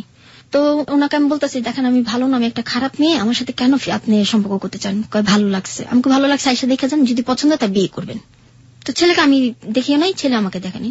তো আসছে, আজকে 6 মাস যাবত ছেলের সাথে আমার মানে মোবাইলে কথা হয়। ছেলে আসছে, আসার পর মিষ্টি, দই দই, ফল পাকড়ি সব নিয়ে আসছে। তো ছেলে যে কালো ভাইয়া গাড়ি ড্রাইভার, আমি আবার গাড়ি ড্রাইভারের বিশ্বাস করি না, কারণ গাড়ি ড্রাইভার আমার লাইফটা নষ্ট করছে। কেন বলছেন? কেন বলছাম যে ওই যে 16 জনের সাথে গাড়ি ড্রাইভার ছিল 4 জন, শাহিন, আদিল, মানিক, রতন। নামগুলো জানলেন কিভাবে? যখন ওরা একজন এয়ারপোর্টে ডাকতেছে, গাড়ি ড্রাইভার এদিকে মানিক, মানে বকা দিয়ে ডাকতেছে, তখন আমার মাথা মধ্যে ক্যাচ করে গেছে। এখনো তারা মিলবারেকে আছে। এই লোকগুলো আপনার আশেপাশে পরবর্তীতে ঘুরে বেরিয়েছে? এখনো তারা আমাকে দেখলে ঠেস মেরে মেরে কথা বলে। তখন আমি বাধ্যমূলক তাকে আমি বকাবকি করি। এখন যেটা বর্তমানে হচ্ছে, আমি যে ছেলেদের মতো বকা দিই, ছেলেদের মতো মারপিট করা, সেটা আমার ছোটবেলা থেকে আমি ছেলেদের মতো চলাফেরা করি। ওই যে বললাম না যে পাখি, মুক্ত পাখির মতো আমি উঠতে চেয়েছিলাম, কিন্তু তারা আমার ডানা কেটে দিচ্ছে, যে আমি আগের জায়গায় পড়ে আসছি। তো ওই জনি আসছে, আসার পর আমাকে দেখলো, আমার ছবি দেখলো, আমাকে দেখে পছন্দ করছে। করার পর যে বাড়ি এলি, আপা বলি তাকে। তো আপা বললো যে তুমি ওর সম্পর্কে সব জানো? হ্যাঁ। ও যদি হাজারো ছেলের সাথে ফিজিক্যাল করে, আমার টাকার বিষয় না, আমাকে ভাল লাগছে, আমাকে বিয়ে করব। এবং এই ছেলের একটা বিয়ে হয়, ওই বউ চলে যায়। ওই বউ কেন যায়, কিসের জন্য যায় জানি না, ওই বউ বলে আবার একটা ছেলের সাথে অ্যাফেয়ার থাকে। আমি বলছিলাম ঠিক আছে, আপনার আব্বা আম্মাকে জানান। তারপর ওর ছেলের আব্বাও আরেকটা বিয়ে করে, ওদের রেখে আরেকটা বিয়ে করে, ওর মাকে রেখে। তো এমন করতে করতে ছেলের সাথে পরিচয়। ছেলে আমাকে প্রায় টাকা পাঠায়, ঘর ভাড়ার টাকা। এখন 6 মাস ধরে ঘর ভাড়ার টাকা দেয় না, আমাকে দিতে হয়। আমি বলছি যে বাড়ির ঘর ভাড়ার টাকা জমে গেছে, তুমি টাকা দিবা না? কয়ে দিব। এখন ওই যে ছেলে ফোন দিতেছে বারবার, কিন্তু ফোনটা এখন রিসিভ করা যাবে না। ছেলের বাসায় গেছি আমি 2 বার, ছেলের মাকে দেখলাম, ছেলে বোনকে দেখলাম, ছেলের ফ্যামিলি সবাই রাজি আমাকে পাই। যে ঢাকার মেয়েরা কখনো কলসি টানতে পারে, ঢাকার মেয়েরা কখনো ঘর লেপতে পারে। তো ভাই আমি ছোটবেলা থেকে না গ্রাম দেশের কাজ করতে করতে ঘর লেপা, তারপরে পাখি ধরা, আপনাকে তো বললাম, গাছে থেকে বড়ি পাড়া, ডাব চুরি করে, ছোটবেলা থেকে। তো ওনারা দেখে ওনারা আশ্চর্য হয়ে যায়, এরকম একটা মেয়ে জনি কিভাবে পাইলো এত সুন্দর একটা মেয়ে। তো ওকে আমি বিয়ে করব না ভাইয়া, যেটা আমি এখন বলতেছি, জনিকে আমি বিয়ে করতে পারবো না। কেন করবেন না? কারণ আমি গাড়ি ড্রাইভারদের বিশ্বাস করি না, কারণ ও তো আমাকে রেখে আরেকটা বিয়ে করতে পারে। ঘর পোড়া গরু মেঘ দেখলে ভয় পায়। কি বলবো আপনাকে, আমি ঠিক বুঝে উঠতে পারছি না আপনাকে কি বলা উচিত। আপনার মেয়েটা এখন কোথায় আছে? মেয়েটা ও দাদির কাছে আছে। অর্থাৎ আপনার হাজবেন্ড, মানে একেবারে একজন মাত্রই তো স্বামী ছিল আপনার জীবনে, মাসুদ। মাসুদ কি আর বিয়ে করেছে পরে? না, বিয়ে কথা ছিল কিন্তু বিয়ে হয়নি। কারণ ভাইয়া আমার লাইফে ও একজন স্বামী, আর স্বামী হিসাবে কাউকে আমি গ্রহণ করে নিতে পারবো না। আপনার জীবনের বেস্ট ছেলেটা ছিল জাহাঙ্গীর, আপনার জীবনের স্বামী ছিল মাসুদ, আর এই মুহূর্তে যে ছেলেটা আপনাকে লাভ করে তাকে আপনি বিলিভ করতে পারেন না, ইন দ্য সেন্স যে সে একজন এই ড্রাইভার। ছেলেটা আমার জন্য বিষও খাইছে, 2 বার বিষ খাইছে আপনাকে পাওয়ার জন্য, কিন্তু আপনি তাকে কোনোভাবেই মন থেকে নিতে পারছেন না। মন থেকে মেনে নিতে পারতাছি না ভাইয়া। এখন আপনার সংসার কাটে কিভাবে, আপনার দিন যায় কিভাবে? আমার দিন যাচ্ছে, এখন পর্যন্ত বাড়িলি ঘর ভাড়া টাকা দেওয়া হয়নি, তাই আমি বলছি যেভাবে হোক বাড়িলিটা একটু ভালো আছে কি, ভেঙে ভেঙে টাকা নেয়, 500 টাকা 500 টাকা করে ভেঙে ভেঙে টাকা নেয়। আবার টাকা পড়লে যখন আমার ঘরে চাল থাকে না, তো বাড়িলির ঘরতে ভাত চেয়ে খেতে হয়। আবার কোনোদিনও দিন গেছে যে মানুষের বাসাতে ফ্যান এনে খেই আমি। মানুষের বাসা থেকে আপনি ফ্যান চেয়ে নিয়ে খান? হ্যাঁ, ফ্যান চেয়ে বলে যে কি করবি, আমি কাপড়ে মার দিব, কিন্তু ঘরে এসে চুপ করে ফ্যান খাই, কেউ জানে না। আপনার মেয়েটা ভালো আছে? হ্যাঁ, মেয়ে ভালো আছে। মেয়ে এবার 6-এ উঠবে, পরীক্ষা দিচ্ছে, কিন্তু ওর মাথা মধ্যে পড়াশোনা ঢুকছে না, কারণ ওর দাদি ওর উপর অত্যাচার করতেছে, মারধর করে। আপনার আরেকটা মেয়ের কথা আপনি বলছিলেন যে? হ্যাঁ, ওইটা হলো জনির সাথে যখন সম্পর্ক হয় তখন আমি নদীর পার যাই। মেয়েটার আজকে 7 মাস চলতেছে। তো নদী পার গিরি গিরি বৃষ্টি পড়ে, তো দেখি কি একটা কাপড়ের পেছনে একটা মেয়ে ওয়া ওয়া করে চিল্লাতেছে। আমি অবাক হয়ে যাই। ওই মেয়েটাকে আমি পায়ে নিয়ে আসি, আসার পর ঝর্ণাকে দিই, আমাদের এলাকার আগে নিয়ে যে থানায়। তো ভাইয়া একটা জিনিস লক্ষ্য করবেন যে কেউ যদি বাচ্চা পায় তাকে কিন্তু সহজে দেয় না, এই বাচ্চা দিয়ে অনেক ব্যবসা করে, বাচ্চাকে বিক্রি করে টাকাও পাওয়া যায়। টাকাও পাওয়া যায়, কেউ দিলে 10,000 20,000 টাকা দেয়। আমি চিন্তা ভাবনা করছিলাম কেউ যদি দেয় তাহলে আমাকে 20,000 10,000 টাকা দিবে, ওই চিন্তা ভাবনা করছিলাম। পরে মনের ভিতরে একটা আবেগ জেগে গেল যে আমারও তো একটা পেটে সন্তান আছে। তো বাচ্চাটাকে নিয়ে থানায় গেলাম, থানায় সারা রাত রাখলাম, বাচ্চাটা আমার কোলে। তো একজনের বাসায় গেলাম, এই বাইরা বাইরা জঞ্জাট নিয়ে বাইরা, কোথা থেকে রাস্তাঘাটে মেয়ে নিয়ে আসত, একটুখানি বাচ্চারে চিনি পানি খাওয়ানোর জন্য। সে খাওয়াইতে দেয়নি, কিন্তু তার চোখের সামনে বাচ্চারা আজকে বড় হচ্ছে, তার বাড়ির সাথে বাড়ি। থানায় যাওয়ার পরে কি করলো? জন্নাপাকে ফোন দিলাম, জন্নাপ আপনি কি বাচ্চাটা রাখবেন? কয় রাখবো। জন্নাপাটাকে? জন্নাপ হলো ওই এলাকার। ওকে। বাচ্চার নাম রাখছে আলিশা। না, থানা কি করলো? থানায় ও জন্নাপাকে ফোন দিল, দেওয়ার পর ওর মধ্যে আরেকটা লোক গেছে বাচ্চাটা নেওয়ার জন্য। পর ওই লোকটাকে বড় যে ওসি, ওনাকে বাচ্চা দিবে না, যে তুমি তো চলতে পারো না, তুমি বাচ্চা নিয়ে কি করবা, বাচ্চা দুধের খরচ, কাপড়ের খরচ, ওর ডাক্তারের খরচ কিভাবে তুমি চালাবা। তো জন্নাপাকে বললো যে আপনি কি বাচ্চাটা নিবেন? হ্যাঁ আমি নিব। তো ওখানকার চেয়ারম্যানের সার্টিফিকেট, চেয়ারম্যানের সিগনেচার, ফারুক ভাইয়ের সিগনেচার, তারপর ওইখানকার আরো কিছু মানুষের সিগনেচার নিয়ে তারপর বাচ্চাটা তাকে দিল। দেওয়ার পর বাচ্চাটাকে আমি বাসায় নিয়ে গেলাম, বাসায় নিয়ে ওনার ঘরে গরম পানিতে বাচ্চাকে গোসল করালাম। যে নাবিটার যে কেচি দিয়ে রাখে, নাবিটা এখন তুই পরেনি, কাঁচা নাবিটা। এত ছোট বাচ্চা? এত ছোট বাচ্চা, একদিনকার বাচ্চা ফালাই দিয়ে গেছে নদীর পাড়ে। নদীর পাড়ে। কোন নদীর পাড়ে এটা? যে নদীর পাড়ে আমি গোসল গোসল করি, নামটা জানেন? হ্যাঁ, বুড়িগঙ্গা নদী। বুড়িগঙ্গা নদীর পাড়ে গিরিগিরি বৃষ্টি ছিল, একটা কুকুর আমি পালি, কুকুরের নাম হলো আপনার কালী। ওই কুকুরটা আবার ওটা টানতেছে। ওকে। আমি ছোটবেলা থেকে কুকুর ভালোবাসি, তো আমি ভাবি কি টানতেছে, বাচ্চা মো করে শীতের ভিতরে দেখি, এত সুন্দর একটা বাচ্চা ভাইয়া বলার বাইরে। ছেলে না মেয়ে? মেয়ে। গ্রিক উপাখ্যানে অসাধারণ একটা গল্প আছে ফিনিক্স বার্ড নিয়ে। আপনারা নিশ্চয়ই জানেন, একটা ফিনিক্স বার্ড পৃথিবীতে জন্ম নেয় এবং এই ফিনিক্স বার্ডের কোনো প্রযোজন হয় না। অদ্ভুত একটা বিষয় হলো যে এই ফিনিক্স বার্ডটা যখন মারা যায় বা মারা যাওয়ার বয়স চলে আসে, তখন পৃথিবীর বিভিন্ন জায়গা থেকে সে খড়কুটো সংগ্রহ করে। খড়কুটো সংগ্রহ করার পরে ফিনিক্স বার্ডটা সেই খড়কুটোর মাঝখানে বসার পরে তারপরে সেই খড়কুটোর মধ্যে সে আগুন ধরিয়ে দেয়, এবং আগুন ধরিয়ে দেবার পর সেই ফিনিক্স বার্ডটা সেই খড়কুটোর মধ্যে ধীরে ধীরে পুড়ে ছাই হয়ে যায়, এবং সেই ছাই থেকে ছোট্ট আরেকটা ফিনিক্স বার্ডের জন্ম হয়।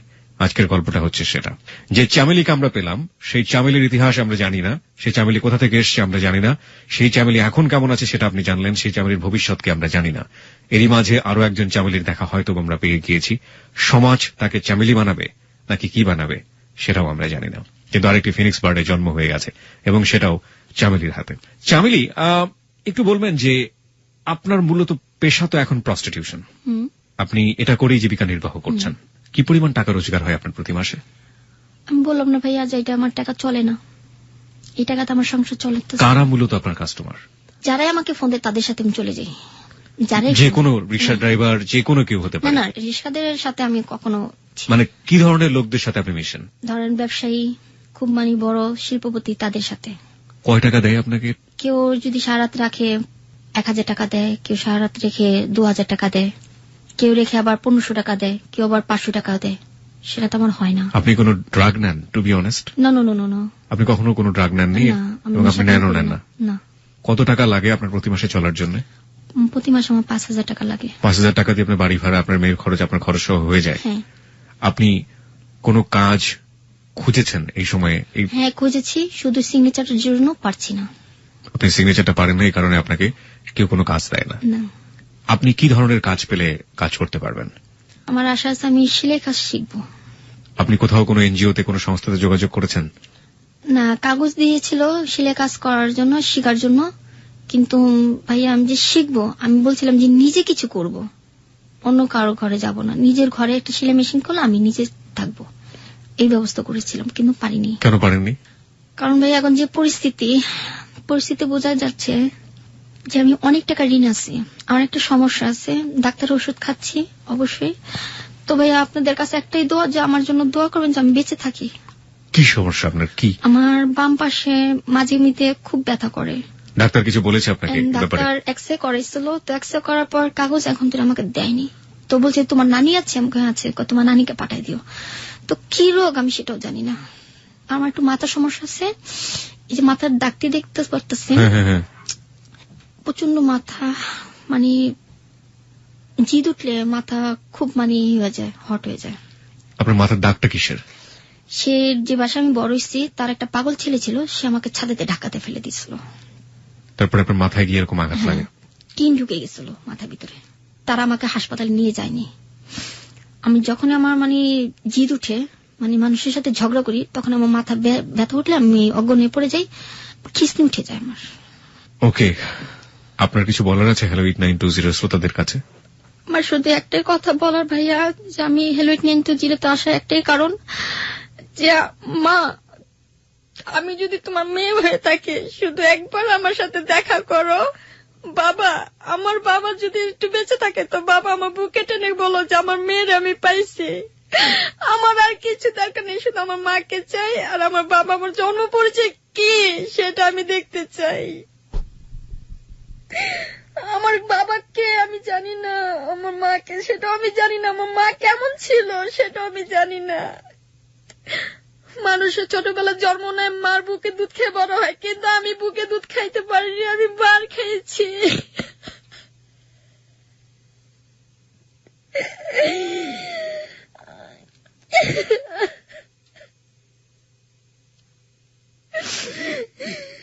আমার লাইফটা কিভাবে যাবে আমি নিজেও জানি না। শুধু আমার এতটুকুই রিকোয়েস্ট, আমি যেন আমার জন্ম পরিচয় পাই, শুধু আমার জন্য এতটুকু দোয়া করবেন।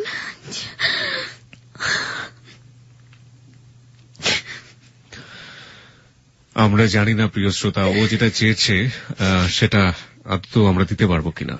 এখানে লাখ লাখ মানুষ শুনেছেন, আমরা পুরোপুরি মিস্ট্রি হিসেবেই রেখে দিলাম ওর জন্মের ওই পার্টটুকু। ও বলেছে যে আমাকে এমন একটা সময় নিয়ে আসা হয়েছিল, যে সময়টাতে আমার হাতে একটা পিঠা ছিল, তেল পিঠা, আমি ছোট একটা ফ্রক পরা ছিলাম, এর বাইরে আমি কিছু মনে করতে পারি না।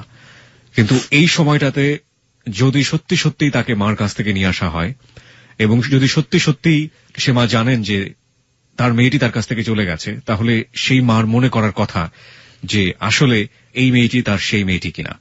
আমরা বিশ্বাস করি যে লাখ লাখ শ্রোতা আমাদের আজকে হ্যালো 8920 শুনলেন, এবং এই এপিসোডটি আমাদের ইন্টারনেট ওয়েবসাইটে ডাউনলোডের জন্য অনাদিকাল ধরে থাকবে। লাখ লাখ মানুষের পেন ড্রাইভে এটা চলে যাবে। আপনারা যদি কেউ কোনো মায়ের সন্ধান পান এরকম, যে মা তার সন্তানকে ছোটবেলাতে ভাবে হারিয়েছে কিংবা কোনো ঘটনার প্রেক্ষাপটে অন্য কারো কাছে দিয়ে দিয়েছে, সেই মাকে খোঁজ করবেন, সেই মাকে খোঁজ করে আমাদের কাছে জানাবেন। সেই বাবাকে খোঁজ করবেন, সেই বাবাকে খোঁজ করে আমাদের কাছে জানাবেন। আমরা ঘটনার পুঙ্খানুপুঙ্খ বিশ্লেষণ করে যদি দেখি যে আজকে যে অতিথি চামেলি, তার সেই চামেলির শৈশবের সাথে সেই মা কিংবা বাবার হারিয়ে যাওয়া সন্তানের মিল রয়েছে, তাহলে চামেলিকে আমরা তার কাছে তুলে দেব। আমরা শুধু এতটুকুই করতে পারি, এর চেয়ে বেশি কিছু করার আপনাদের হাতে ছেড়ে দিলাম। যে চামেলিকে আসলে এই জীবনে থাকবে, হাজারটা চামেলি আমাদের এই সমাজে রয়েছে, আমরা কি একটা চামেলির জন্য কোনো কিছু করতে পারবো না? সমস্ত কিছুই আপনাদের হাতে ছেড়ে দিলাম প্রিয় শ্রোতা। আমরা দেখেছি এখানে বর্ষা ইসলামের গল্প প্রচার হবার পর লাইন দিয়ে লোকজন দাঁড়িয়েছিলেন তাকে বিয়ে করবার জন্য। বিয়ে করা কোনো সমাধান নয়, শুধুমাত্র বিয়ে করেই সমাধান হবে না।